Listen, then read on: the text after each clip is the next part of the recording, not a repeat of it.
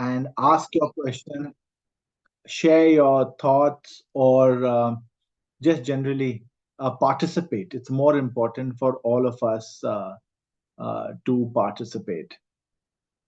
And I think that the whole question on AI, a lot of it is linked to the question on um, NLP and the whole idea of intelligence. In fact, we are the only uh, animal on the planet who can effectively speak. There are a number of animals that convey their thoughts, their intentions through a wide variety of sounds, but none to match human beings. Also, by way of writing, we are able to preserve our thoughts across generations. We are able to reach out to other human beings whom we may not have ever met in our lifetime. And this is a remarkable aspect of human intelligence. And now, to see even this aspect being covered or uh, taken over and becoming a part of the artificial intelligence system is both thrilling for us as well as poses some concerns. But more importantly, I personally believe has tremendous advantages and opportunities like none ever existed before in history. So what I'm going to do is that, of course, on my screen are my notes, which are there for everyone, and I'll be sharing my presentation from the previous time and today, so that if there are any questions, any thoughts, uh, you know, any of you can get back to me. So uh, I'm going to look at what's happening in artificial intelligence and natural language processing in education. And because I'm a lawyer and also a law teacher, whenever invited on occasions like these, I will wear my teacher's hat as well and try and look at some of the advantages, some of the issues that we face and will be facing in the time to come. So, one of the advantages of having natural language processing quite clearly is that it enables, like nothing else does, to expand the presence of artificial intelligence in academia. So, the number of tools which are available for research, for teaching, for student support are exponential now because of the use of natural language processing. There are unmistakable benefits as well as challenges. But I'm pleased to report that a lot of the challenges are to a large extent factored in to discussions around the world, including this one. So there are tremendous benefits to have artificial intelligence systems integrated into our teaching and curriculum. So one of our core points, one of our core mantras for today and moving forward is AI integration, integrating artificial intelligence systems to increase our efficiency, not only as professionals, not only as lawyers, but as educators as well. Also, to give the whole teaching um, atmosphere, the environment, the teaching arena, a degree of personalization. However, there are challenges. There are challenges such as bias and transparency. both of which I believe can be handled, can be overcome. There are important ethical considerations because a number of researchers, scholars across the world are looking at the use of AI tools with a lot of skepticism, with a lot of derision, saying that, oh, this person, uses Chat GPT. Yeah, this is written with the help of Chat GPT. But if we establish guidelines, if we guide our students on how to use these powerful tools, then they will use it in a responsible and ethical way. After all, we must not forget that the internet itself was referred to as the world's largest copying machine when it was uh, opened for the use of mankind. People said internet pe anyone can go and cut, copy, paste, and create something new. And this, of course, was and is one of the unfortunate side effects. But coming back to responsible and ethical use of AI and looking at AI assistance in a healthy way, the effects thereby will be profound. It will make our life easier. No one is asking anyone to use the output from an NLP program and pass it off as their own. No one is asking anyone to use uh, Chat GPT to prepare an assignment and then call it their own. But um, you come across so many professionals who are using this technology to summarize, to um, gain an advantage. The other day, I came across a young lawyer who, in preparation for uh, his arguments, had put his entire court papers on ChatGPT, instructing ChatGPT to prepare possible questions that the judge could ask. Even in a moot court scenario, a student could be better prepared by giving the program the entire draft, the entire memo, the entire memorial, and asking it to prepare questions, to prepare questions and grade them from easy to moderate to difficult questions.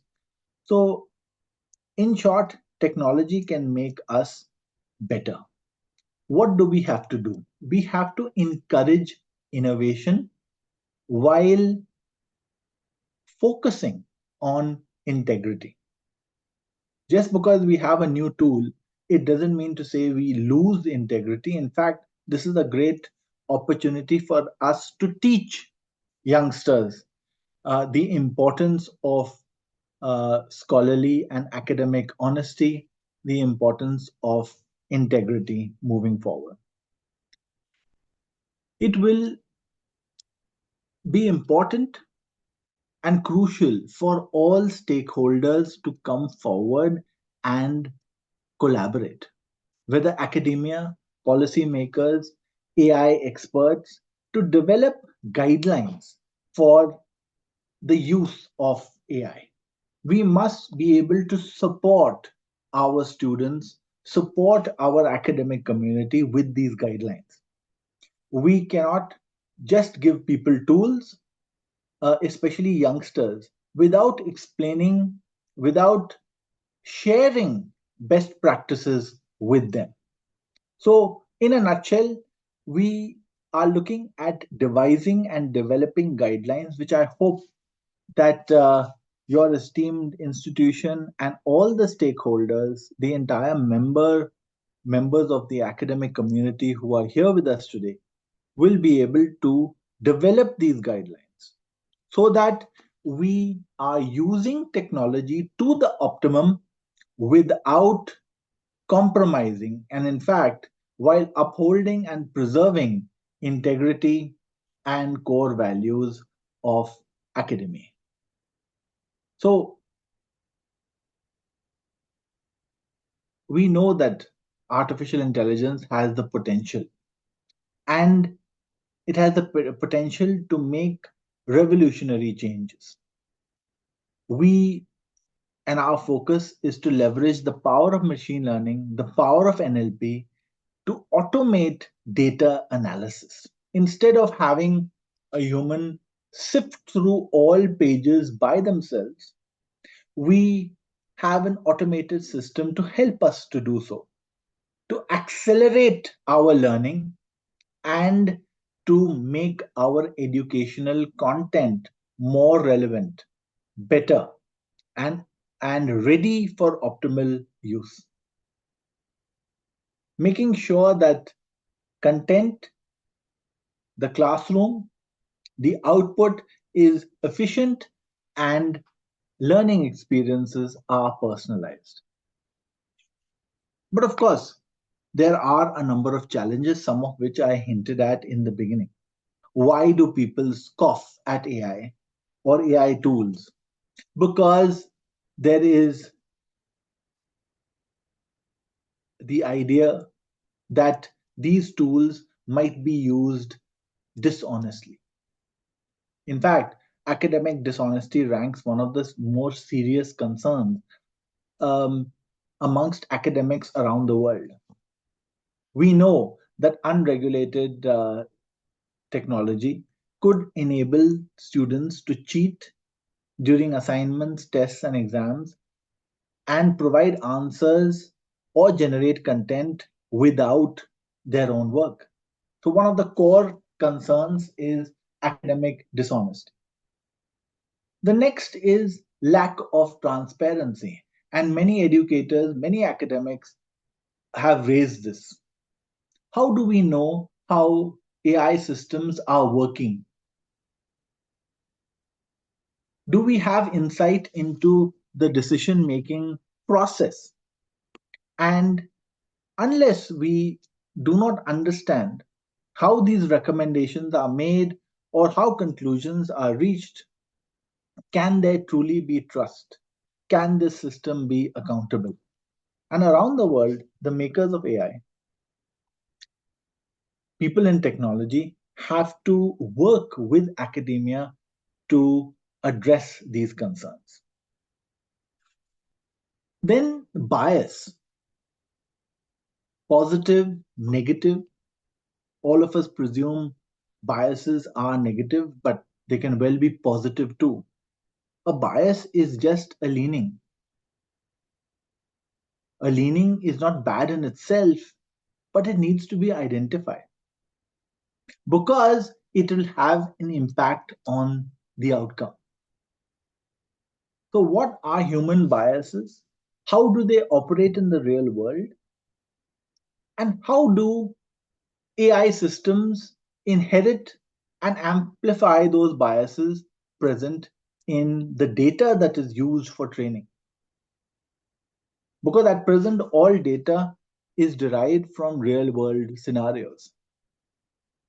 So, are we going to perpetuate systems which exist, or are we going to have a system uh, that is fairer, that is more transparent, that understands the potential harm that can be caused from bias? So these are the top three challenges and concerns: academic dishonesty, issues with transparency, and algorithmic bias. AI tools in education are important, like I said the other day, for personalized learning experiences, for analyzing student data. Very important to ensure that we are giving enough encouragement to the brightest student as well as to the slow learners, to looking at uh, the learning capability, capacity of each student, and how we can improve systems. Automatic grading and feedback, real time feedback, detailed notes and observations so that students can improve, as well as there is a burden to be removed from the shoulders of educators. Along with educators, intelligent content curation. AI systems can scour the internet and from various sources curate, recommend, collect educational resources, videos, and materials based on individual student needs, on the needs of the course, so on and so forth. Virtual tutoring and assistance. Chatbots have an advantage. In fact, students who are introverts might feel more at ease talking to a bot than uh, their own teacher sometimes, or they might not hesitate to ask what might be, or what they might fear might be stupid or silly questions to this AI system or to this machine. So AI, natural language processing, is here to stay, and there are several advantages. What is our role as educators, as law professors, as teachers to facilitate learning? The pressure of creating content might be reduced, but the role of the human educator is to ensure that students are able to easily navigate and make sense of this vast amount of information.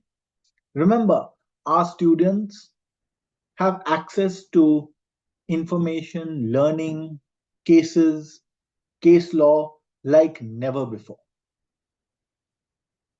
The second, as curators of knowledge, educators curate and contextualize information, helping students develop critical thinking, problem solving skills to effectively utilize AI driven educational tools.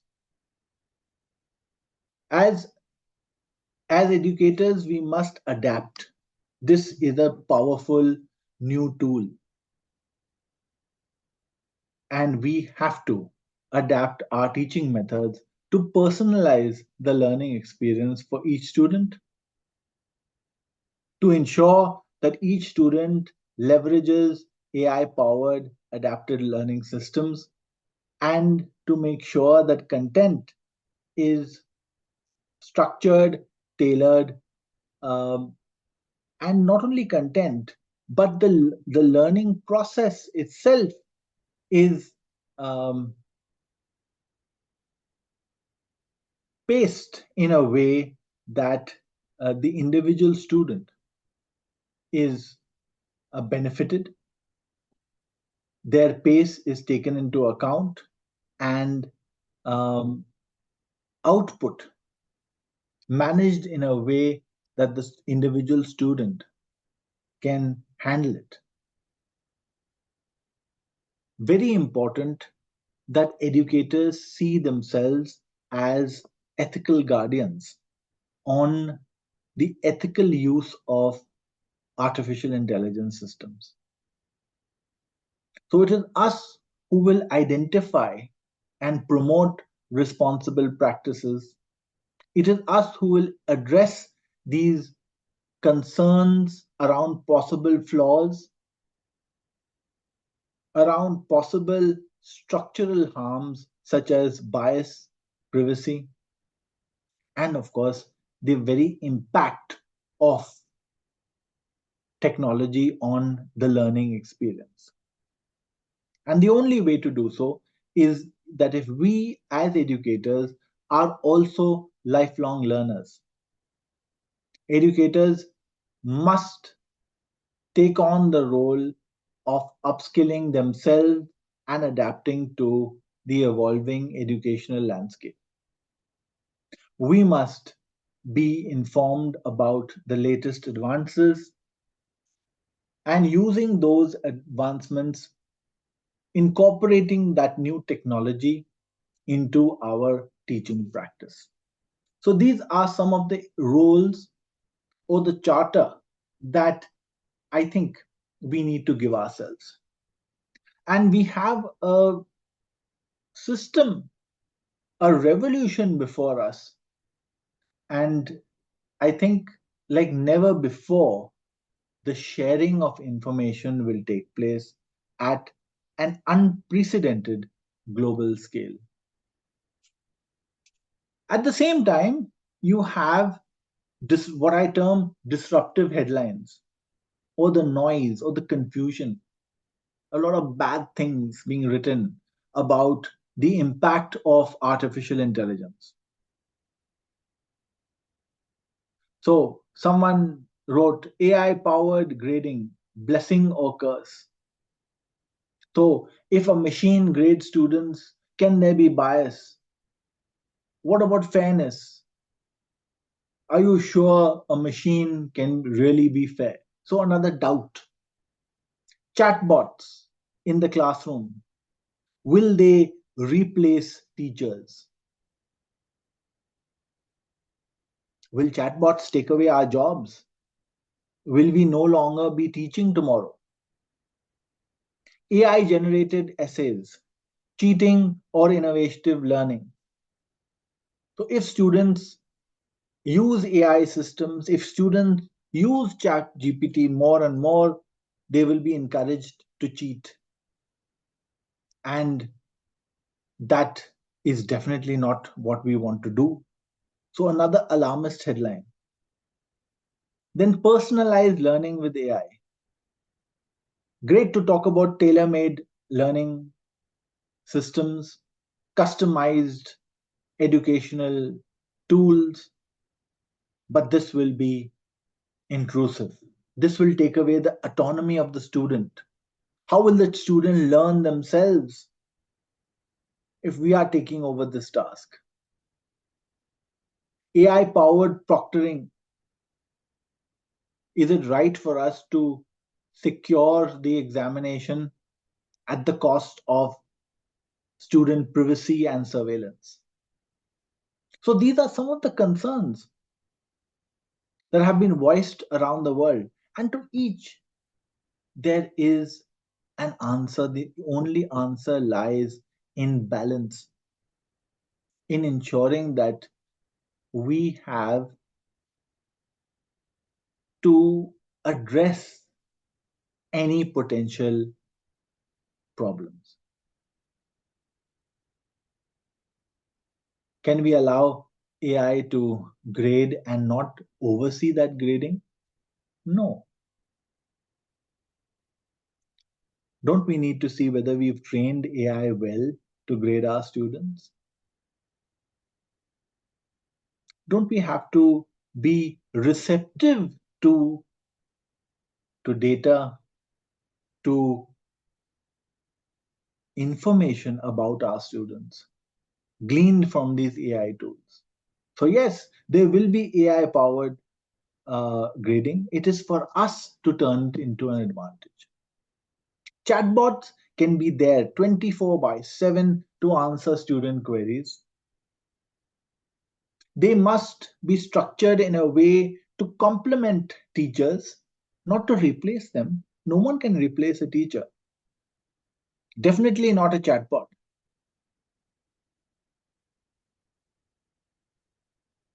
Teaching students to harness the power of AI to create new works. My emphasis is on creativity, on innovation,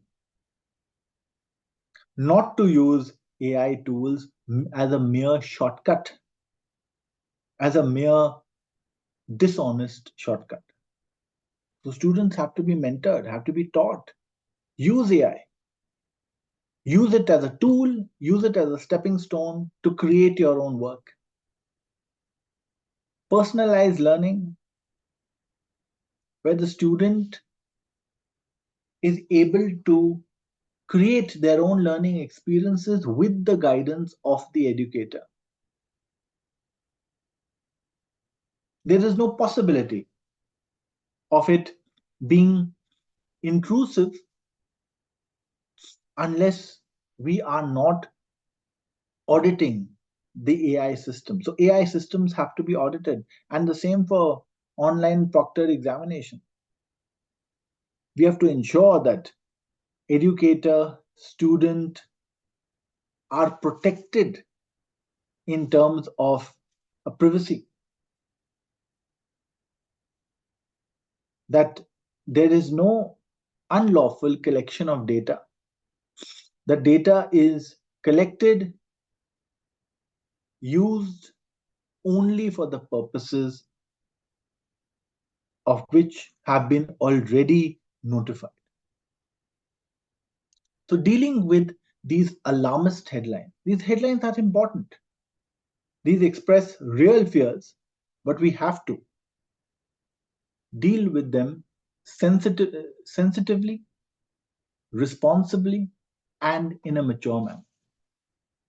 So, in the legal field, we are using natural language processing for to analyze contracts, to look at risk in contracts, to look at key terms, and to understand complex agreements, to automate documents. And NLP is a powerful tool to generate new documents, new basic contracts, to conduct legal research and in litigation analysis. But all of this under the guidance of professionals, and to make sure that this is done in a responsible way. These tools are here to assist us, like I said earlier, and never ever to replace us. In legal education, AI powered tools can greatly enhance legal research, scanning through vast and multiple databases of case law, statutes, scholarly articles, improve document automation, thereby reducing the time and effort that a lawyer or a legal professional or even a law student would take in doing tasks like formatting documents, standardizing language, comparing clauses, incorporating standard or boilerplate content. Also, for advanced legal analysis, identify possible patterns in legal documents and contracts, patterns that may have been overlooked by human researchers, and based on language processing, be able to come up with an alternate set of arguments as well.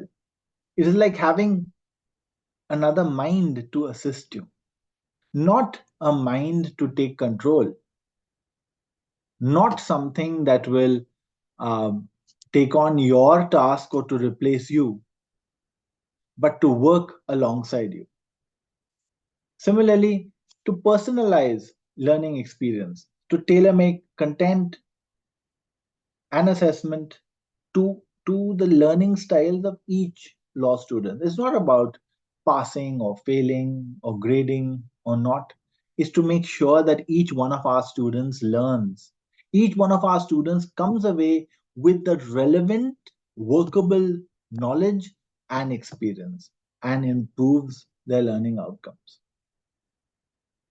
To make sure that legal writing is more efficient, for example, the AI system can suggest or even critique your choice of words and thereby make us better writers, at the same time also to take on tasks which are, well, laborious, if I may say so, sometimes irritating and time consuming, like the formatting of documents. So, challenges and concerns, once more, to summarize quickly: ethical considerations, including transparency, privacy, bias, the very important issue and topic of algorithmic bias, which has crept into the AI system at the point of creation, because the AI system has relied on data which has some kind of historical bias relating to race, gender, socioeconomic status. To look at the impact of AI on jobs, on how will certain tasks be automated, and very importantly, how will each one of us take on the responsibility of reskilling ourselves as well as our colleagues. Interpretability and explainability, ensuring that AI and NLP powered legal decision making processes are transparent and can be understood by students, legal professionals, and the public at large. And the last point, data privacy and security, safeguarding the confidentiality and integrity of sensitive and confidential legal data, because that's part of the oath which we take, and to prevent unauthorized access or misuse of confidential data, client confidential data, or any other privileged communication. So we have a number of examples. CaseText is a legal research platform that leverages AI and NLP to enhance legal research and analysis. It has an AI powered tool which can identify uh, case law and secondary sources, understand what the user wants, and can in time be trained. The future of AI in legal education, the first, of course, the incorporation of AI powered legal research and analysis tools, tools that help us as educators, our students also, to sift through vast amounts of case law, statutes, and legal documents to identify relevant information, precedents, and also insights for our students.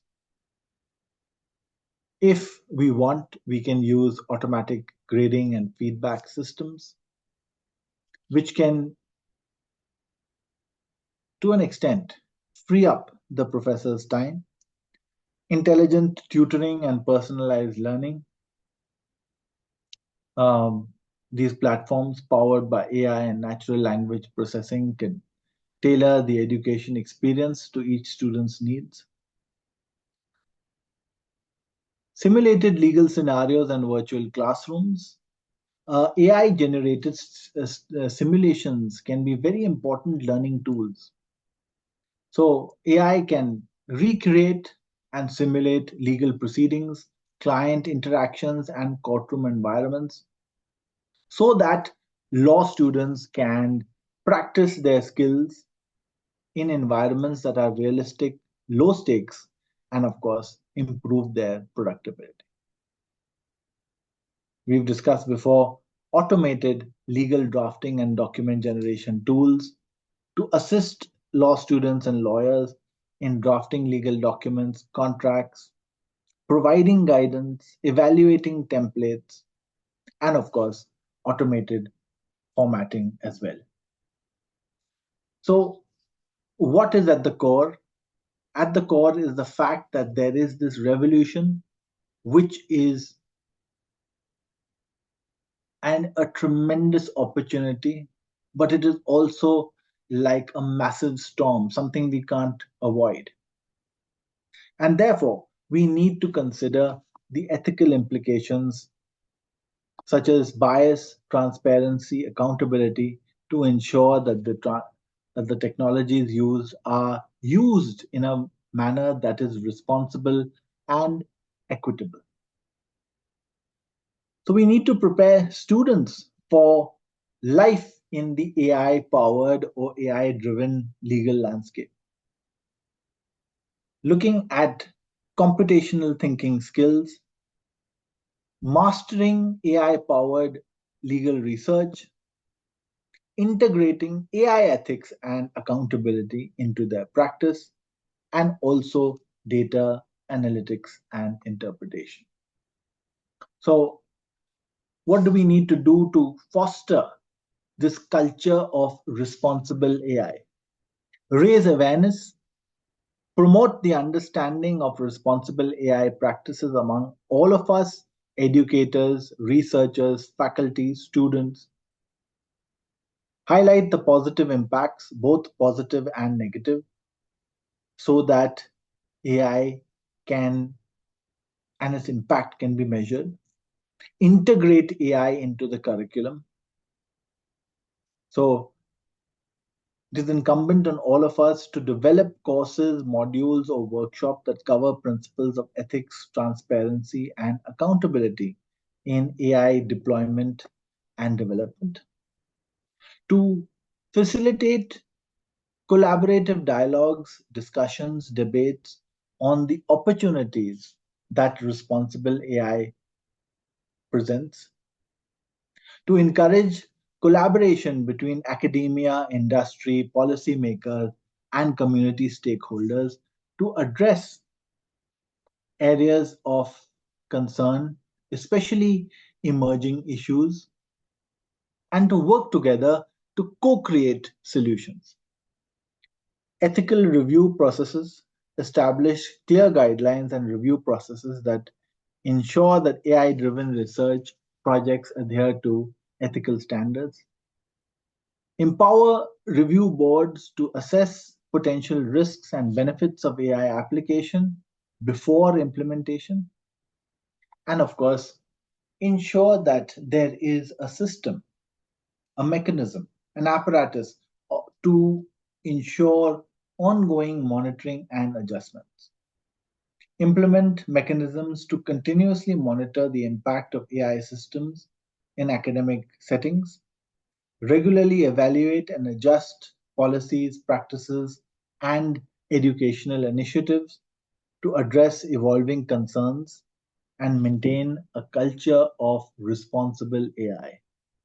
So, our mantra is responsible AI.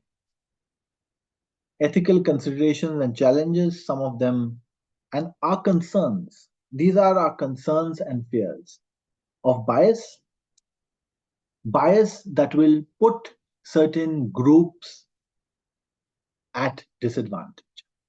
Privacy, to ensure that data is collected and used securely and ethically. The impact on human and especially student learning, engagement, and overall learning outcomes. Transparency and accountability in the development and deployment of AI and NLP systems in legal education. So, where do we see the future of AI and NLP in legal education? We see it in automated legal research and analysis, and the potential impact being increased efficiency and productivity in legal research and document review, personalized legal education and training with improved learning outcomes and better prepared law students. The last time we had questions on top AI tools for academics. And mind you, this is something that is dated today,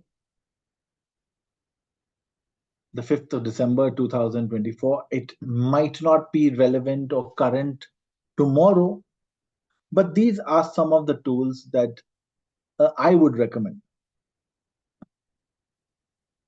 For generating responses to non-specific questions, for finding and summarizing websites, very important. For asking questions or getting summaries of information, you have ChatGPT, Microsoft Copilot, Gemini, Claude, Perplexity.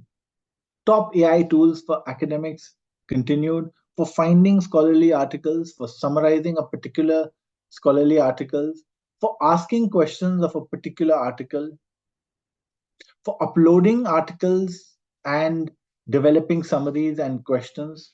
You have tools like Consensus, Elicit, Insightful, Genius, Litmaps, Research Rabbit, and SciSpace. So some of the tools help us to find and summarize websites, identify the research question, synthesize and organize information, search for relevant sources of information, refine and iterate, use and update that synthesized information, which is prepared from analyzing website content. Finding and summarizing scholarly articles. So some of the key provisions are automated literature searches, the ability of AI tools to rapidly scan through millions of scholarly articles to find the most useful and relevant sources on a particular topic, to prepare summaries that are contextual, precise, overviews of the main findings, conclusions, and implications, to ensure that keywords are extracted, and to identify the key concepts, theories, and methodologies discussed. Knowledge synthesis, so through some of these tools, some of these AI tools can help researchers synthesize a comprehensive understanding of a research area and identify emerging trends or gaps in literature. So, with that, we've come to the end of my speaking notes. And at this stage, I'll be uh, really happy to take any questions that you might have. Thank you all for being a patient audience, for being a patient group. I am ready to answer any questions. Uh, and of course, I thank the institution for the invitation. It's an honor to be here. Thank you so much. Hello, sir. Thank you. I think there was a slide wherein you had highlighted some text. Can you just maybe some 4 or 5 slides back? Can you briefly throw some more light on that? Highlight text from where? These are 4 5 slides back. Do you remember which slide? I don't remember exactly. Hmm. Hmm. Okay, So, maybe I think it was some few more slides back. It seems okay okay, because I could not concentrate on that slide. sure, sure. So I'll try to. This was the one. This was the one. Yeah, yeah. So no, no. This is an example of this tool called case text, and how it can take out provisions or rather selections of text, and then look for similar um, citations, similar knowledge, similar uh, points across all cases. So this is an American case law tool, but can be used across the board for looking at synthesizing various types of knowledge. Of course, LexisNexis already had this in their tool, which was known as the shepherdizing or the shepherd tool, which would collect data sets, and organize it. So this is one way of organizing the concerned knowledge. Okay, yeah. Thank you very much. Any other questions?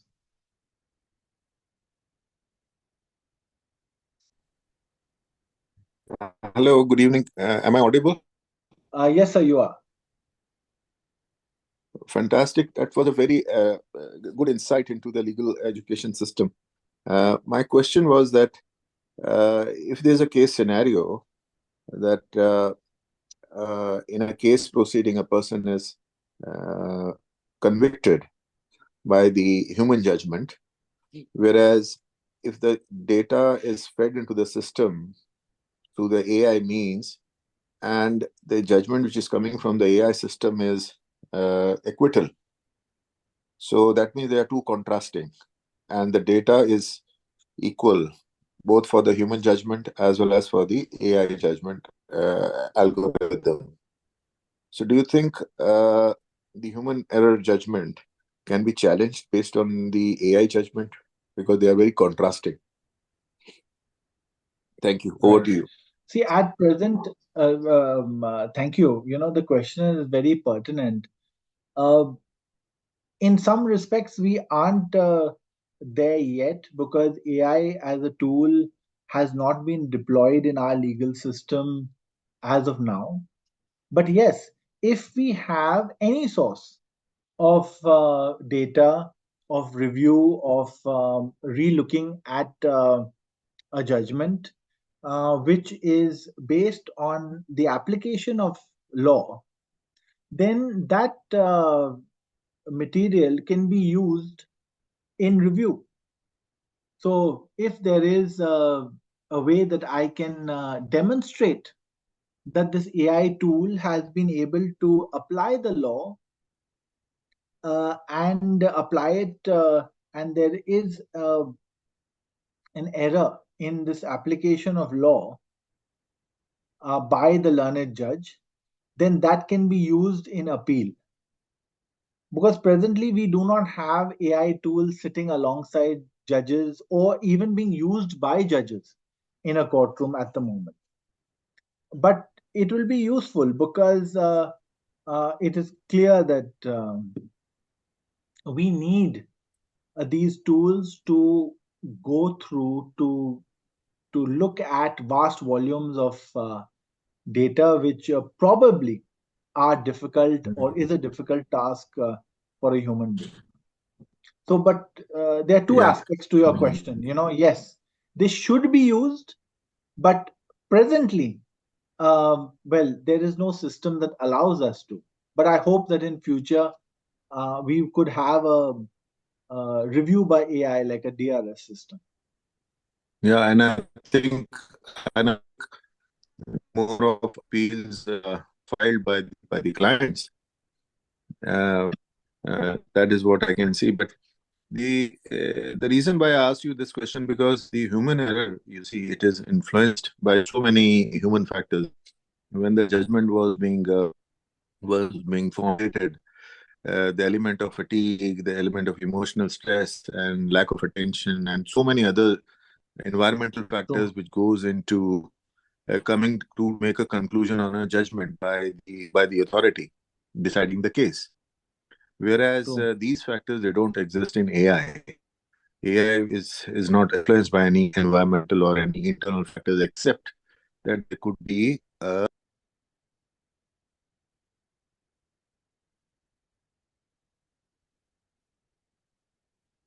hello.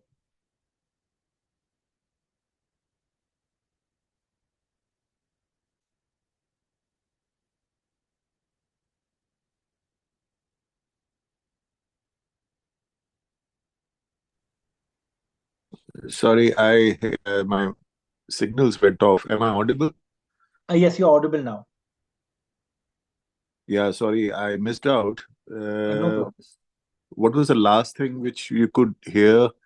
So that No, I'll continue from there. you were talking about this transition to AI systems, and you were commenting on the fact that Yeah, yes, these tools would become commonplace in the future. yeah. So the reason for asking this question is that human errors, you see, they are influenced by so many external factors like fatigue and stress and lack of attention when the judgment is being drafted. Whereas these factors don't exist when an AI is doing the assessment, except that the informational bias could creep in, but then that can be minimized. So that was the reason, that was in the back of my mind. And I was thinking that is there any way that we can quantify human error versus AI error on a percentage basis? I know it's a very not a very direct question. It's very complex question to answer. But do you think AI No, error I think rate will be less than I think your the human suggestion error rate? is valid and your question is excellent. My only sort of attempt at an answer would be that unless this is deployed, we will not be able to assess the Hmm. utility. See, because even in like we take your previous examples also concerning cricket. Now, the Duckworth-Lewis rule and the one that preceded it for rain delays was horrendous. But we are getting there. Hmm. We are getting there with some kind of math, and everybody is learning to live with the kind of system. So captains Hmm. are also preparing. Other people are, the scoreboard is mentioning. So there is a awareness. Now I think that is very important. Also, that in future when judges know that they have systems to that they can rely on, I think that is going to be the key turning point, because more and more judges will move to deploying AI tools. They will, instead of there being a any potential conflict or disharmony between a judge and an AI system. In fact, judges will be using AI tools more than anyone else. So the AI tools will be sort of judicial supervised AI tools in the future. I mean, Hmm. that's the way I look at it. Yes, absolutely. That's what I'm also thinking about. But fingers crossed, we have to see, and hopefully this will application probably would decrease the number of pending cases in the court of law. So many of them are still pending.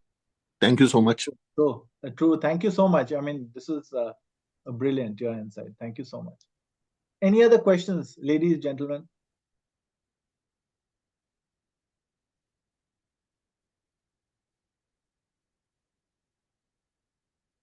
Any other questions? Participants, you can unmute yourself and ask questions. Sir, can you please once again show the list of AI tools used for research articles, sir? I beg your pardon, ma'am. AI used for research articles. List of AI tools useful for research articles or research related things, sir. Right. So, I divided them into two parts. One is, of course, uh, tools for search and summarization, as well as tools for finding scholarly articles, summarizing scholarly articles. So these are some of them. I think yeah, uh, in my thing, Perplexity is a very good tool. Then you have Kenius and SciSpace, which are extremely good. So there are a number of tools, and even as we speak, there are more coming out. So the only thing that I've added this caveat on the screen before you, that some may require you to create an account. Many of these tools cannot be used without you creating an account, and some of them are paid as well. So you use more complex features, and to use it regularly, you might have to get yourself a subscription. Okay, sir. Thank you, sir. Thank you so much. Thank you. And what I'll be doing is that, later tonight, I'll this presentation and the previous one, I will share with Professor and Dean ma'am, so that it can be circulated to everyone.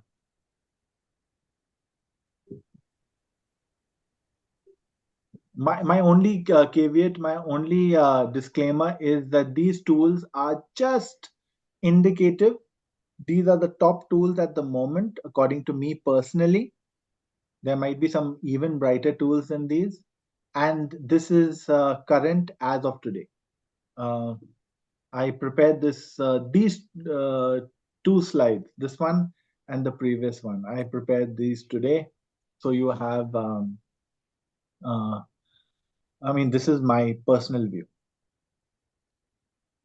Any other questions? Okay, sir.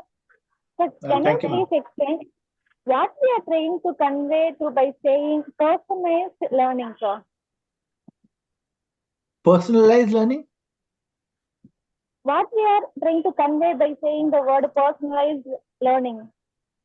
See, a personalized learning could mean a number of things. It could mean, see, it has a number of variables. One is learning at one's pace. I might have certain weaknesses that you don't have. So I might need to learn other things. For example, many of you might be teaching first year law students who have come into law school with a humanities background. Some of you might be teaching people who have a legal studies background. Some of you might be teaching students who are science. So everyone has their own learning curve. So the AI tool might be able to help me focus on areas that I lack. So that is one aspect of personalized training. Secondly, that I might not be as good at English language as you are. So it might help me to translate it into my native language, Hindi or Tamil or Telugu. Also, I might be a better student in the evening or late in the night. So personalized could mean that recorded lectures, research articles are sent to me at a particular time, so I can sit down with a nice hot cup of coffee after dinner and read a research paper. So personalized can mean any way where the learning is tailor made to any specific needs of the student, and that and those needs, there can be many parameters for that. Okay, sir. Okay, sir. These are just some examples. I mean, there are many more, man.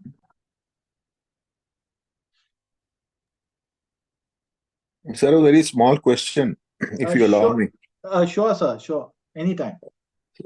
Sir, so for example, if based on a, do you think it is wise? You are a legal expert. Do you think it is wise, or would you advise your potential client to first, screening of scale based on factuals, so that he's aware of his risk assessment of the outcome of the case when it comes for the actual proceedings in the court. So data is fed in, AI tool is used. What could be the possible outcome in favor or against as a screening tool? And then if it is fine, he goes ahead, files the petition. If not, then probably he takes some other decision. Do you think this is something which is happening, or this is something which will happen soon? Over to you. Right. Thank you. Right. Thank you. I think this should happen more and more, to be very honest. See, if you have a tool, it needs to be deployed. Now, first, that's the first,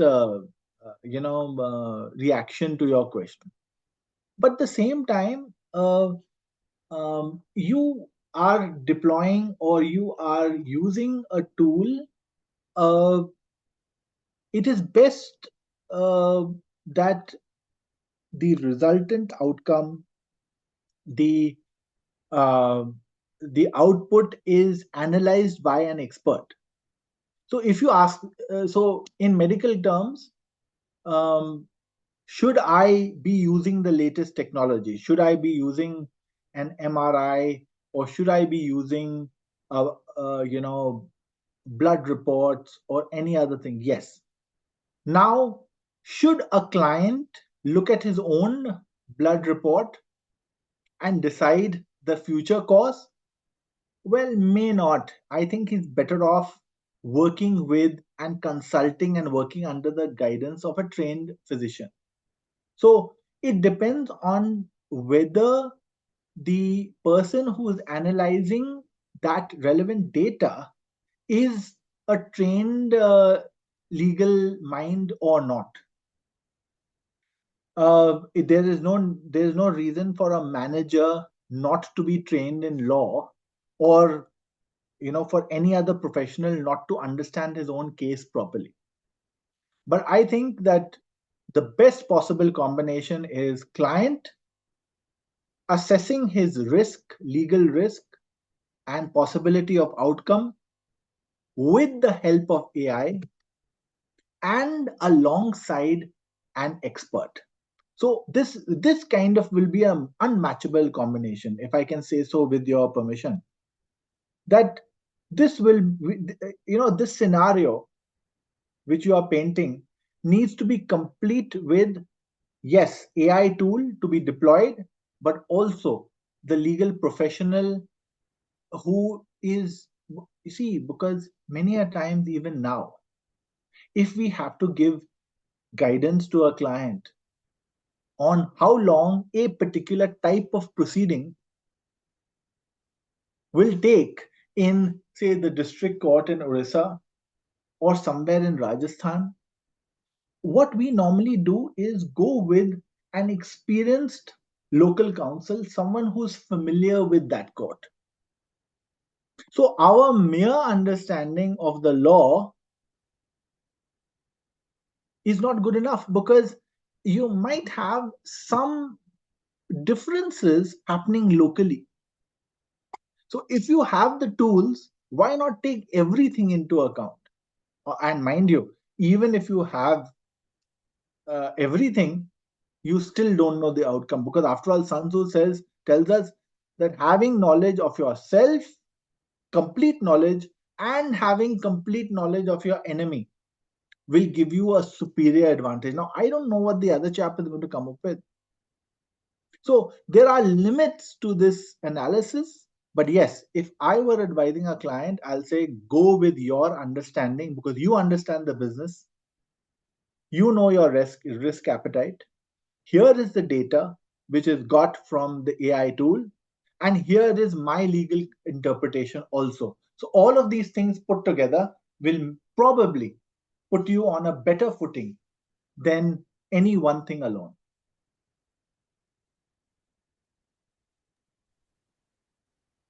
Thank you, sir. Thank you, sir. Thank you so much for your questions.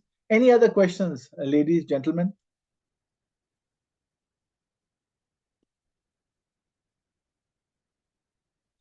Righto. So as I always tell my friends, I get my best questions a day or two later, once I've slept over the topic, once I had a chance to have a nice strong cup of coffee. So if you do so, please do feel free to write to me. You're most welcome to. And with that, if there are no other questions, then I'll bring this session to an end.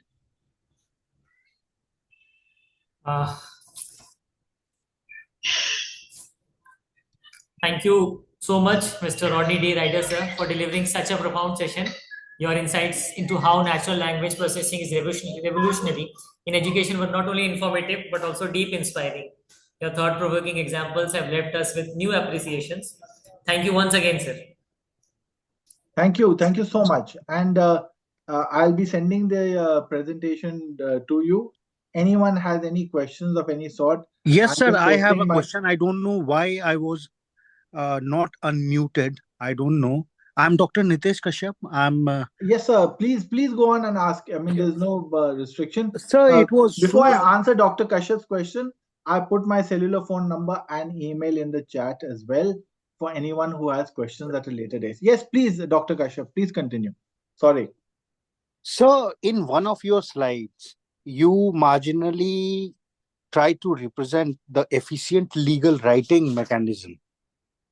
But I'd like to just consider this fact and issue that a lot of the lawyers nowadays are like assimilating the fact that They should be able to like present themselves in Hindi, and the law should be in Hindi and should be multi-dimensional in context to the multilinguistic nature of the laws as far as they are concerned. Because we generally believe that in every 2 kilometers, our language and regionality changes, our customs changes, our traditions changes, but we cannot estimate this fact that a total balance can be procured from the fact that the law is one and it remains binding on all and remains equitable to all. Now, in one of your slides, that is AI in legal education, you emphasized on the point efficient legal writing. Now, sir, my question to you, it is not to bother you, sir, but it is No, not just at all. to question you that is it possible in India to attain this eminent point where efficient legal writing can be possible? No, see, your question is most excellent, and my case or my point is that uh, you see, if you have a powerful AI tool, it can make your presentation better. Now, there are AI tools just now which can take my presentation and have it read out by a Korean avatar in Swahili or by a Argentinian man in Urdu or by a person from the Philippines in Assamese. So the But sir, kind of sir, sir, sir, I would like to interrupt. But what relevance it is going to draw on those people? Because I'm talking about the Indian law. You're talking about the context from other countries. no, I'm not talking about the context from other countries. I'm saying that the AI tool is capable of powerful translation, is capable of helping me to find a tool, a word substitute in another language. So it's capable. All I said was it will make me a better lawyer. That's all. I did not restrict myself to English alone. It can make me a better lawyer in any of our scheduled languages, and it can even make me a better lawyer in some uh, foreign language. For example, if I want to translate this slide into Japanese, I can do so. And mind you, today there might be several lawyers who are sitting in Japan who would like to read something in, um, uh, you know, in on Indian law as well. So all I said was that these tools can help me become efficient in any way I want to. It can help me to become efficient in Hindi. It can help, for example, if Hindi is my weakness, then it can make me a better lawyer in terms of my Hindi presentation skills. And why not? In fact, I would like tomorrow, to if further, sir, tell I me, would like to further point out some probable causes because in Hindi, if you speak some line, okay, huh, that doesn't mean same in English. If you agree, you can claim of it, or I don't refuse to claim that your presentation is not worthy. It is actually calculative and making sense. Whatever you are trying to interpret is currently to the situation and is need of hour. But my question is, like this language or linguistic imbalance will draw few words from law that in fact I would like to draw your attention to, that will somehow imbalance the situation. Suppose a judgment is passed. Now, if it is passed in English, suppose a supported line says the meaning is uttered in the way the convincers are allowed to convince themselves of those words. I don't know whether you are getting me or not. But if the same words are convinced in Hindi, they will lie not uh, to the same attribute as the mind may receive as a listener.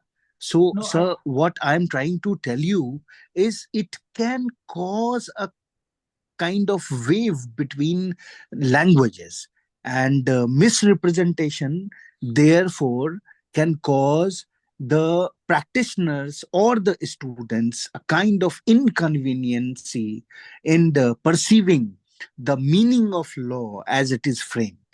So my question to you is this, that we can only attribute this to AI if we try to reform it or reframe it from time to time according to the language substituted or the law substituted in the fellow country. So this was just my saying. If you would like to throw some light into the matter, you're most welcome, sir. Yes, I agree with you. See, these are tools to help make our life uh, easier. And there will always be, in fact, there's a renowned a global linguist who's written a book titled Untranslatable, which is exactly summarizing the point that you made, that there are certain words which Yes, cannot sir. be translated from that language into another one, or because there is no substitute in that other language. Yes, sir. So, Yes, sir. so I agree with you. All I am saying is that AI can help us even identify that. Yes, sir. I very So, much so, agree so to I you. am I am agreeing with you that AI can be used as a tool to make us more efficient. That's all I said. Yes, sir. I agree, sir.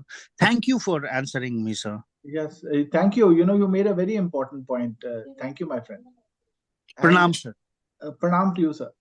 Uh, thank you all for this session, and of course, my sincere thanks to the organizers for inviting me. It's super to be here, and thank you all for your valuable and precious time, and especially to all those who asked questions and made me think even more. Thank you so much. Thanks a lot, sir. Thank you so much. Thank you. Bye bye. Thank you so much. Right. So now moving on to our second session of the day, we are fortunate to have again Mr. Sunil Kumar to take us to the intricacies of AI-powered learning management system (LMS).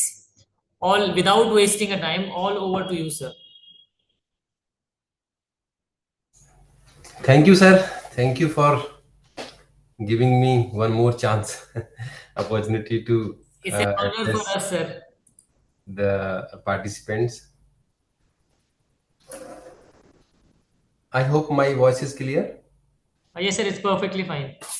Okay, okay. So, good evening, participants of this online 1 week ATAL FDP on AI-driven pedagogy. I'm thankful to CPJ for giving me this opportunity to deliver a session on Moodle LMS, Learning Management System. Participants, I welcome you all in this session. And similar to last one, this is also a hands-on session where we are going to configure, we are going to set up our learning management site, or you can say the e-learning site, with the help of Moodle Learning Management System. Moodle, as we discussed in last session, is very powerful, AI supported, and vastly used learning management system. I'm just going to share my screen. Just a second. Sir, could you please confirm my screen is visible to all?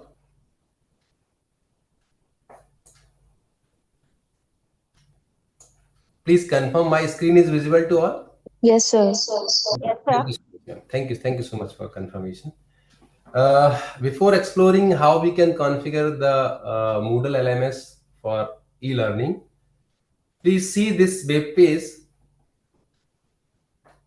which companies, educational organizations worldwide are using Moodle LMS. So this is the statistics of Moodle. You can see here, approx this amount sites worldwide are using Moodle LMS. If I click on our country, India,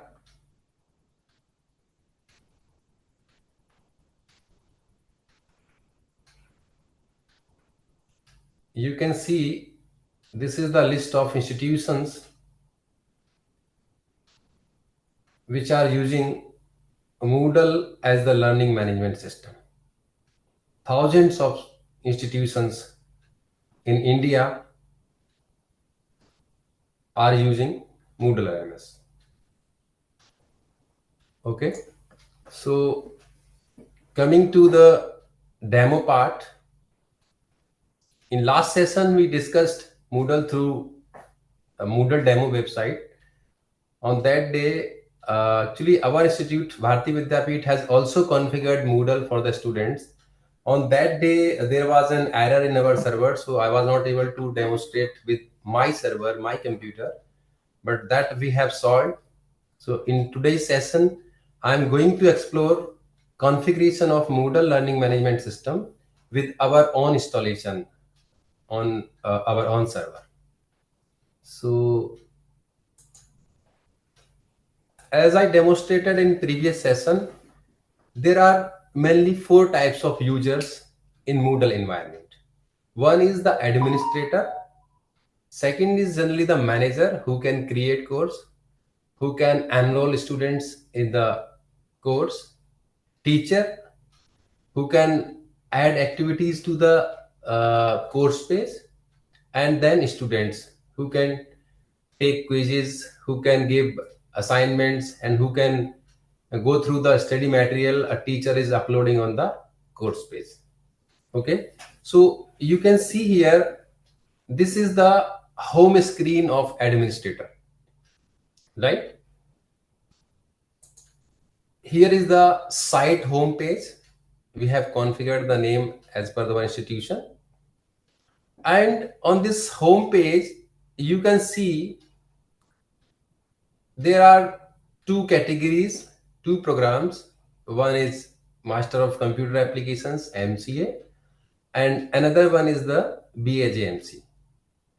So being an administrator, how we need to how we can configure the courses, how we can configure the programs like BTech, BCA, MBA, BBA.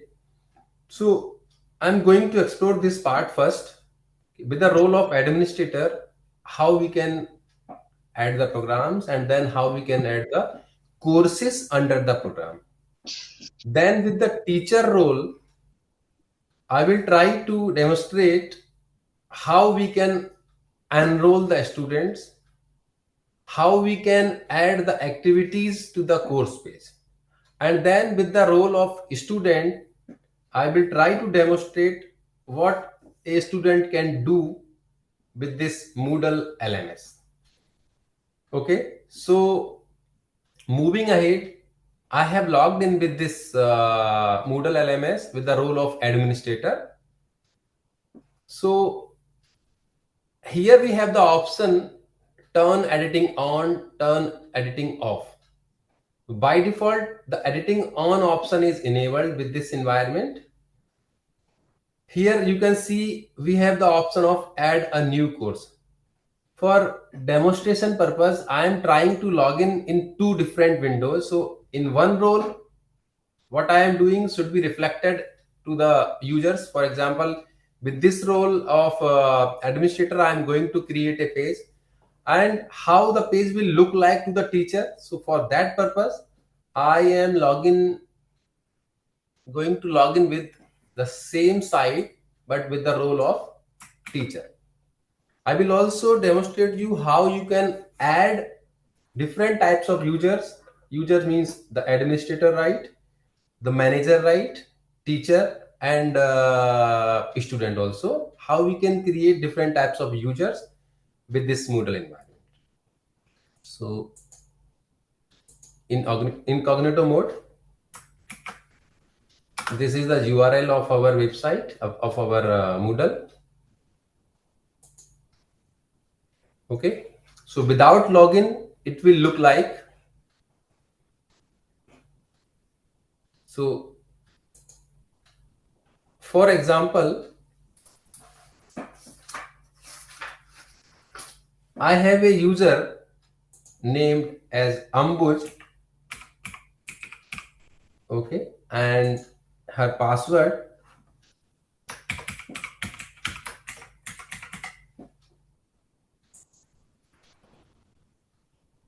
So Ambuj has the role of teacher. As of now, we have not assigned any course to the teacher Ambuj. So you can see this is the default screen, home screen of the teacher. Okay. Now with the admin role, we are going to create courses. We are going to add teachers to the courses, and then we are going to add students to the courses. So you can see here we have the option add new course. By default, we have this MCA and BJMC. Under MCA, BMC, we can create a semester-wide programs also, MCA first semester or BTech first semester. And under that first semester, we can create n number of courses. So this is a tree type of structure. So you can see here, the first thing it is asking is course full name. So for example, I am going to create a course, data structure. Okay. And course short name, we may write as DS. Under which category you are going to create the course? So we have this option BAJMC, you can see here. Sorry, just opening the second window. So where you want to create the course? For simplicity, I am trying to create that course under this BAJMC. We have this BAJMC program, and for this program, we have this batch of 24, 28. At present, there is no any course added to this batch of BAJMC. So for simplicity, I am going to create that course under this batch of BAJMC 24, 28. Okay. So now it is asking you about the category. So in category, we have directly BAJMC. So this means the program, the course will be created at the root. And we have this BAJMC 2428 also. So we selected this option.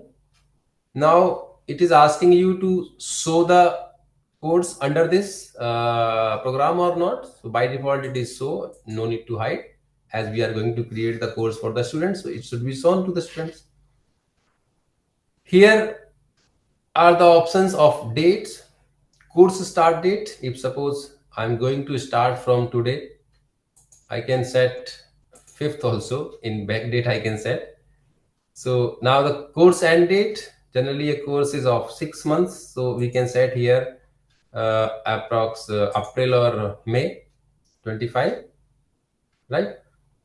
Course ID number, this is optional. You can give or you may leave it blank.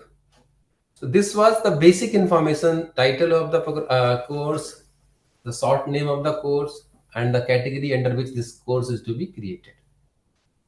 Now this is about the description, so you can leave it blank also. I'm just going to write this is the demo course under the Moodle. If you want to create a banner type of image, you can give that here. Okay, so by default it is not required. The next option is course format. So you can see here single activity format, topic format, weekly format. So by default it is topic format, and by default the option for number of sections to be created on the course page is 4. Generally the course is divided into 4 units. So this Moodle has by default option to create 4 sections on the course page. You have this 52 number of sections. Considering the course is to be taught for 1 year, so 52 weeks options are there. Next, hidden options, hidden section are shown in the collage form. This you can choose accordingly. Now, appearance, all these points are optional.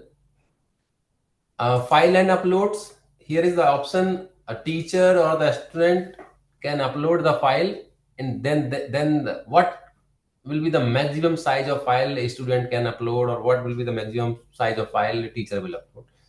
So by default, the constraint is 128 MB. You can reduce it to 10 KB, or by default, the maximum size to be allowed is 128 MB. Completion tracking, by default, it is yes. So it means whenever a student is taking an activity, for example, assignment, for example, quiz, so the student can mark the completion of activity. Yes, he or she has done this option. Group, we may create group of students for the purpose of, in many cases we ask the student to submit the assignments in groups, so for that purpose we can create. And then role remaining and text. So ignoring these two not necessary component, I'm just going to save these options of creating a course. Okay, so under BAJMC, you can see here a course named as data structure is being displayed. So this will be the home page of this data structure course. If a student or a teacher is enrolled into this course, this will be the basic home page of this data structure. So till now, we have just only created the skeleton of this course page titled as data structure. Now you can see for every topic, we have a list of activity or resource. The first section is called journal section. So by default, there is an activity announcement under this journal section. And there are 4 topics. You can see similar to 4 units of syllabus. This course page is divided or partitioned into 4 sections. So you can type here as unit 1. You can type here as unit 2. Generally, the syllabus of every university is divided into, just a second, why it is not taking, skip to cancel, intervene. Okay, enter.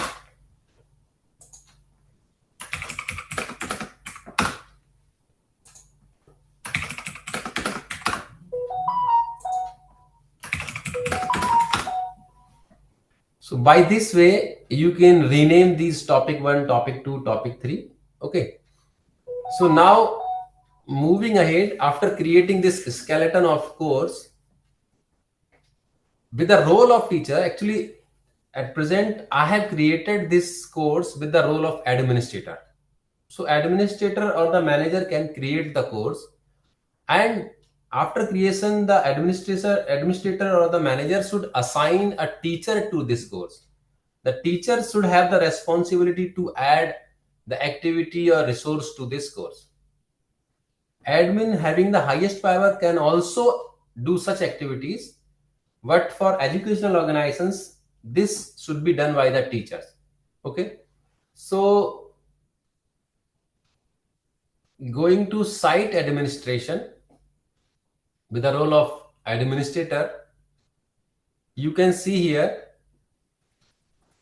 various options for managing or administration of the Moodle website: notifications, registrations, analytics, which user is using the Moodle or not, and for how many hours or months. So there are various options for the management purpose. Coming to the second option, we have this users here. So you can see under the account subsection, browse list of users. So this Moodle for our institution has 576 users. Okay. If you want to add a new user, you can see the option here, add a new user.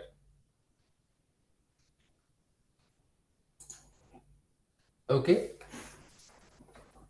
If suppose we have a class of 120 or 60 students, it will be difficult to add 120 students manually. Moodle has the option to prepare an Excel sheet, a CSV file, by giving the username, password, first name, last name, and email address of the user. And then that CSV file can be imported into the Moodle, and in a one go, n number of users can be created.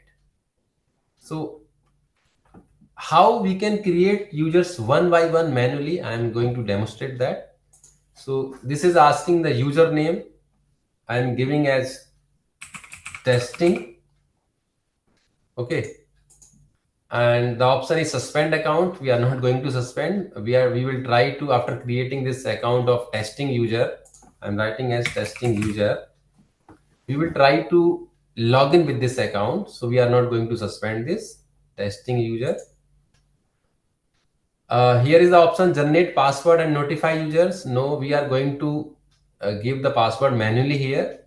And we may also allow this system when the user login first time. So with this option for force password change, the first time login will required first time login, while first time login the user will have to change the password. So I'm just giving testing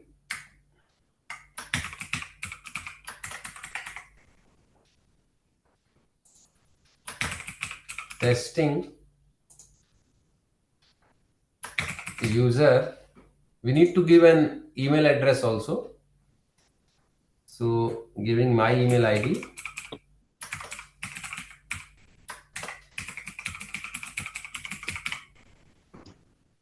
Email to be displayed to the other members. Here is the option. You may enable or disable accordingly. And city town address you can set here. I can set my profile picture here also. Just giving the essential detail, I am going to create a user with the name as testing user and with the user ID as testing user. Okay. So clicking on this password must have at least one uppercase letter. Okay.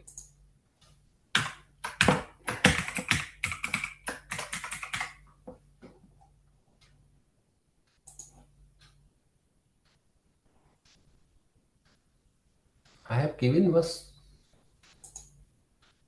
okay.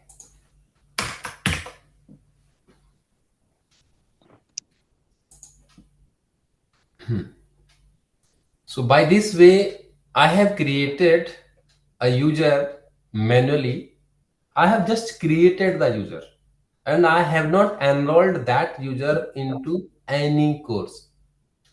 Okay. So we created a course named as data structure. At second step, we created a user with the name as testing user. Okay. So now go to this list and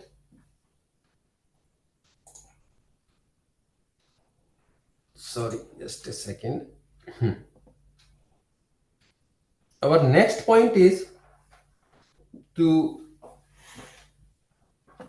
add the user, newly created user, to our data structure course. Okay. So for that, we have the option here courses. You can see, and we have already created the course. So we have the option manage courses and categories here. If you remember, we created that course under this DHMC program 24-28. You can see here it is data structures. Okay. So clicking on this data structure, you can see this course is divided into 4 parts: unit 1, unit 2, unit 3, 4. And there was a forum also at the general section of this course. Now, if you want to edit the course, you have this option, edit again. You can delete, you can hide, you can backup, you can restore. But our task is to enroll the users in this data structure course. Okay. So this is the third step. And you can see no any participant is there for the course data structures at present. How we can add participants? We have the options here, enroll users, two buttons are there. So clicking on this, you have the option to just type few characters of the name of the user you are going to enroll in the course. So I think we had created a user having name testing.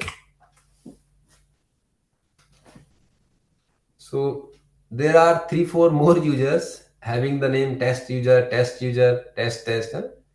I recently created this user having name testing user with the email ID of Sunil_Pratap. So this one, I selected this user to be enrolled in this course. Now, with which role you are going to enroll this user for the course data structure? So you can see the options here. Okay. Teacher, non-editing teacher, student first year. So I'm going to enroll this testing user with the role of teacher. I am going to create one more user, dummy student, so which I will enroll in this course to demonstrate how the student will log into the course page, and to demonstrate this as a teacher, how the teacher will manage or will create the components or will create the activities or the tasks to the course. Okay, so enroll selected. So you can see here this testing user with the role of teacher has enrolled in this data structure course. So before going ahead, I am going to create one more user, add a new user, and with the title as demo student. Okay.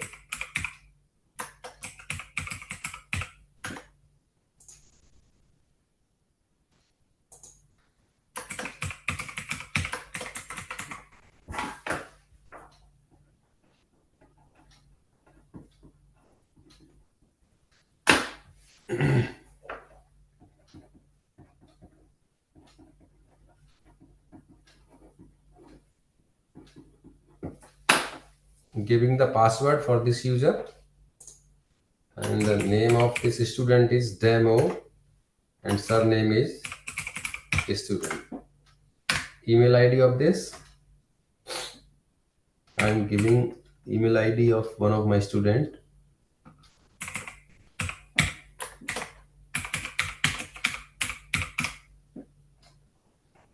So leaving all these details, I'm just going to create this. So you can see earlier it had 576 users, and I have created 2 more users. Right now it has 578 users. So the next step, you can see manage courses. Under BHMC, we had created a new course having name data structure. By clicking on this, and then you can click on this enrolled users. So you can see earlier we had created a teacher with the name testing user. So now we had created one more user to be enrolled with the role student in this data structure course. Okay. So enrolling this, the name was demo student. And again, the role to be assigned, we have this list: teacher, manager, student. So by default it is student, so I'm going to enroll a student. I hope this will be clear to all how we can create a course page in Moodle environment, how we can create users in Moodle environment, how we can enroll the users with different role like teacher, like student in Moodle environment. So we have just completed 2-3 basic tasks. Creation of program we can create similar to creation of the course. We created course, we created users, and then we enrolled the users. Okay. Now,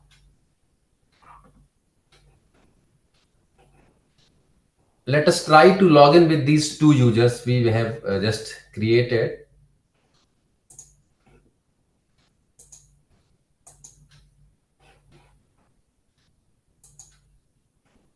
So username was testing user.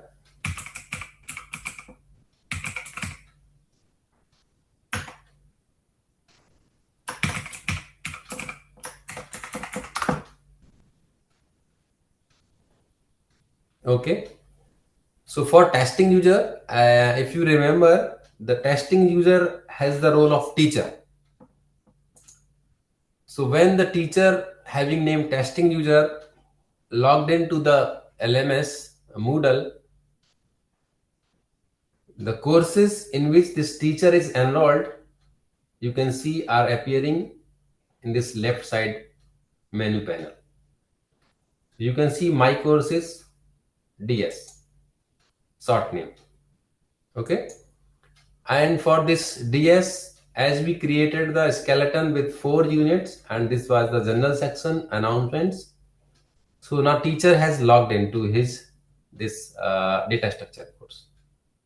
Okay. And the student, only single student at a time has already been enrolled. If there are 120, 100 or 60 students in a class, so there is the option to enroll the students manually. We have the option also to enroll all the users in one go. For that, we need to manage the Excel sheet or CSV file with the name of the users and their email ID and with their role. Okay. So let's try to log in one more window. I'm trying in Microsoft Edge how the LMS will be viewed to a student. So this is the screen when nobody has logged in. Okay. So you can see the basic structure of this course page.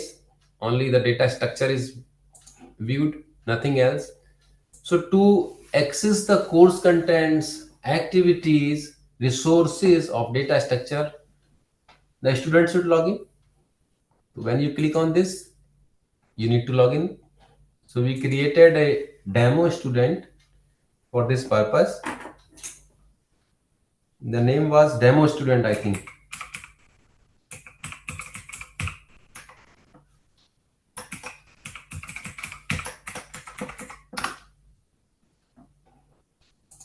So you can see this is the home page for the student when he log into the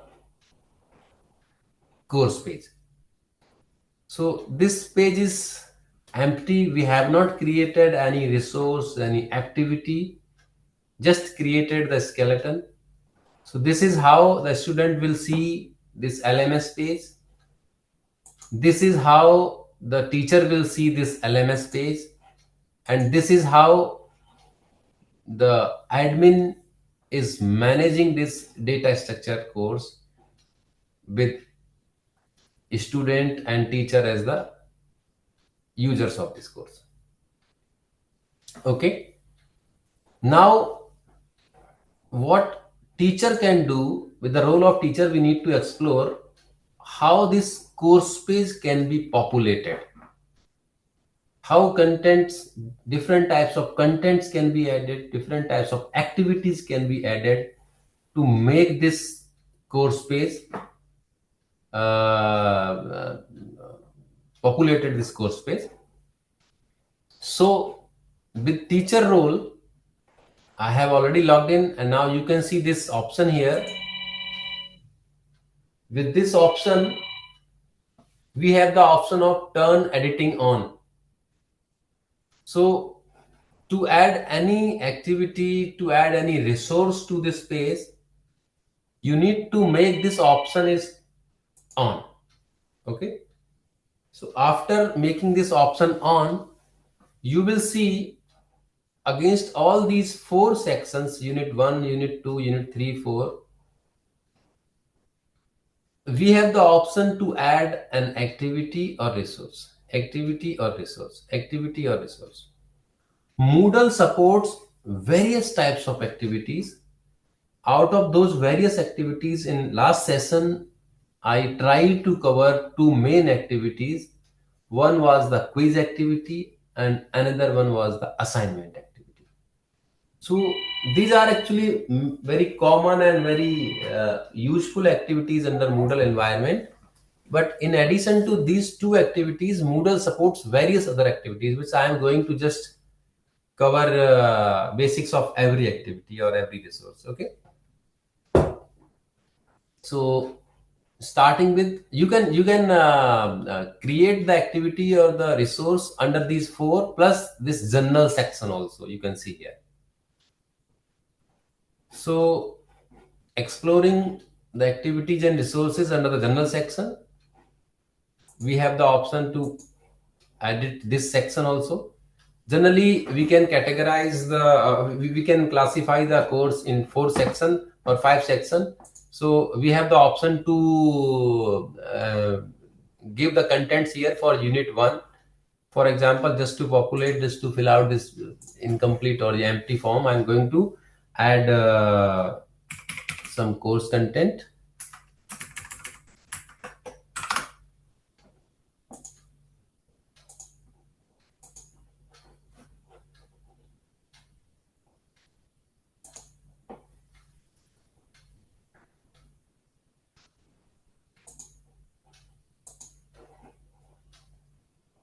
Just for demonstration, I'm going to add, just a second,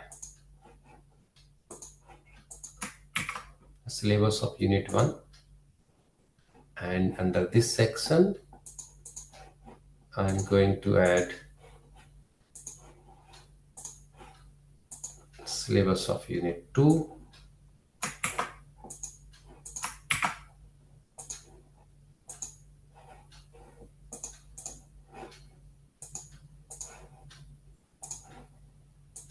syllabus of unit 3,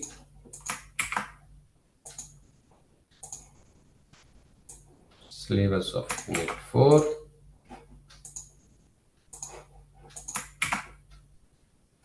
we have this rich text box. You can give photos here, you can record videos, you can record audios, you can give website links, you can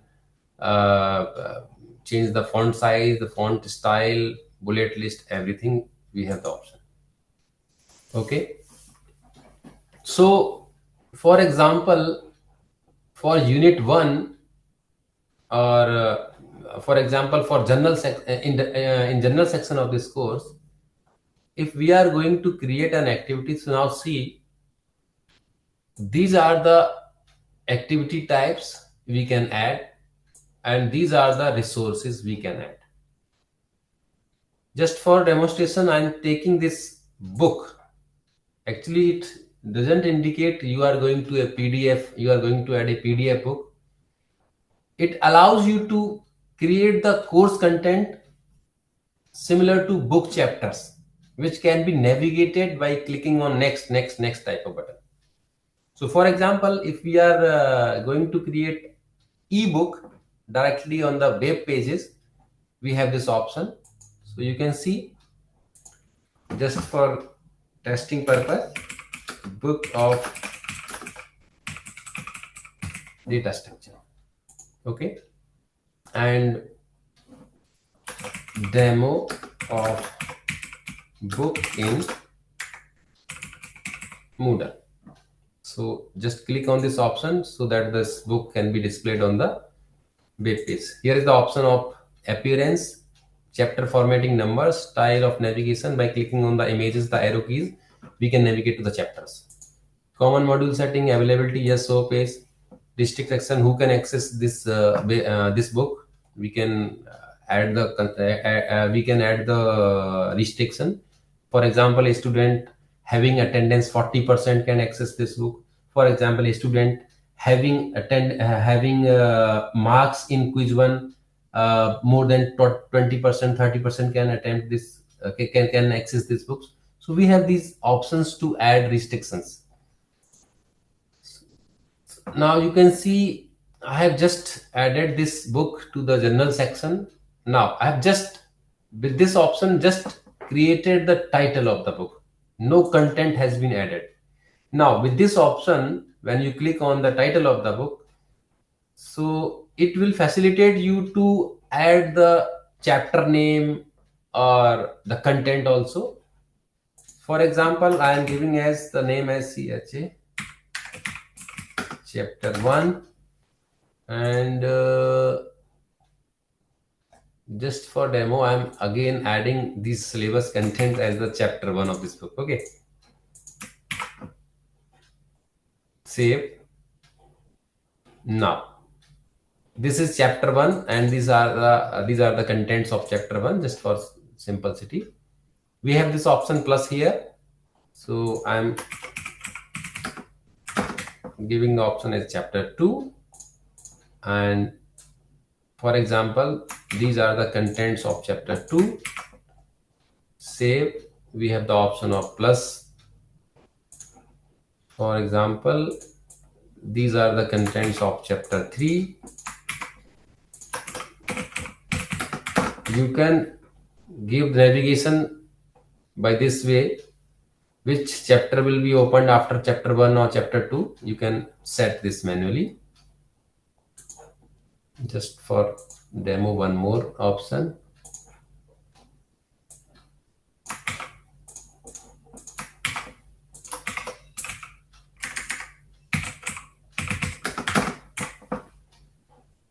So by this way, we can create the HTML type of book. Now see, with the role of student, this course page will be with these 4 units of syllabus, and when a student clicks on this book of data structure option, he will see this chapter 1 of book, and he can navigate or she can navigate by this option chapter 2, chapter 3. So on a course page, by this way we can create a book type of structure. So this was one resource. As we discussed, Moodle supports various resources. Now I am going to explore second type of resource. So coming back to the home page of the site, and we have this option, add an activity or the resource. These are the activities. I will try to explore some activities also. We have the option to create a web page also. We have the option to give URL to other pages also. We can have a folder, we can have a file. Just for example, if suppose I want to give a PDF file or a text file, I have this option, file of exam. Okay, and if you want to write something about this file of exam, you can write here, otherwise you can leave it blank. By clicking here, you have the option to upload. For example, I have this Akin text file. Okay, and just appearance, how it will look. Various optional settings are there. So without enabling them, I have saved. So for the student, how the page will look like now after addition of one more resource means this file, this page will look like as announcements. No announcement has been added by any teacher. Book, the teacher has created in this style. File of exam, this is the file the students can download. Okay, now moving ahead, what more we can add? A web page. So introduction to Moodle and data structure. Okay, this will be the title, and for example, Moodle wiki.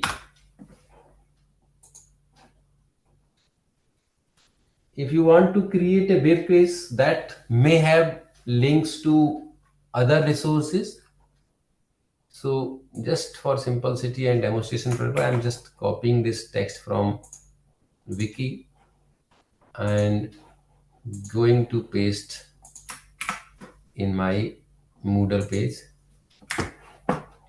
Appearance, display page name, display page description. These all are optional settings you can utilize as per your need. So for the student, how this page will look like. Now see, this data structure course page has one more resource added, and this is a web page, introduction to Moodle and data structure.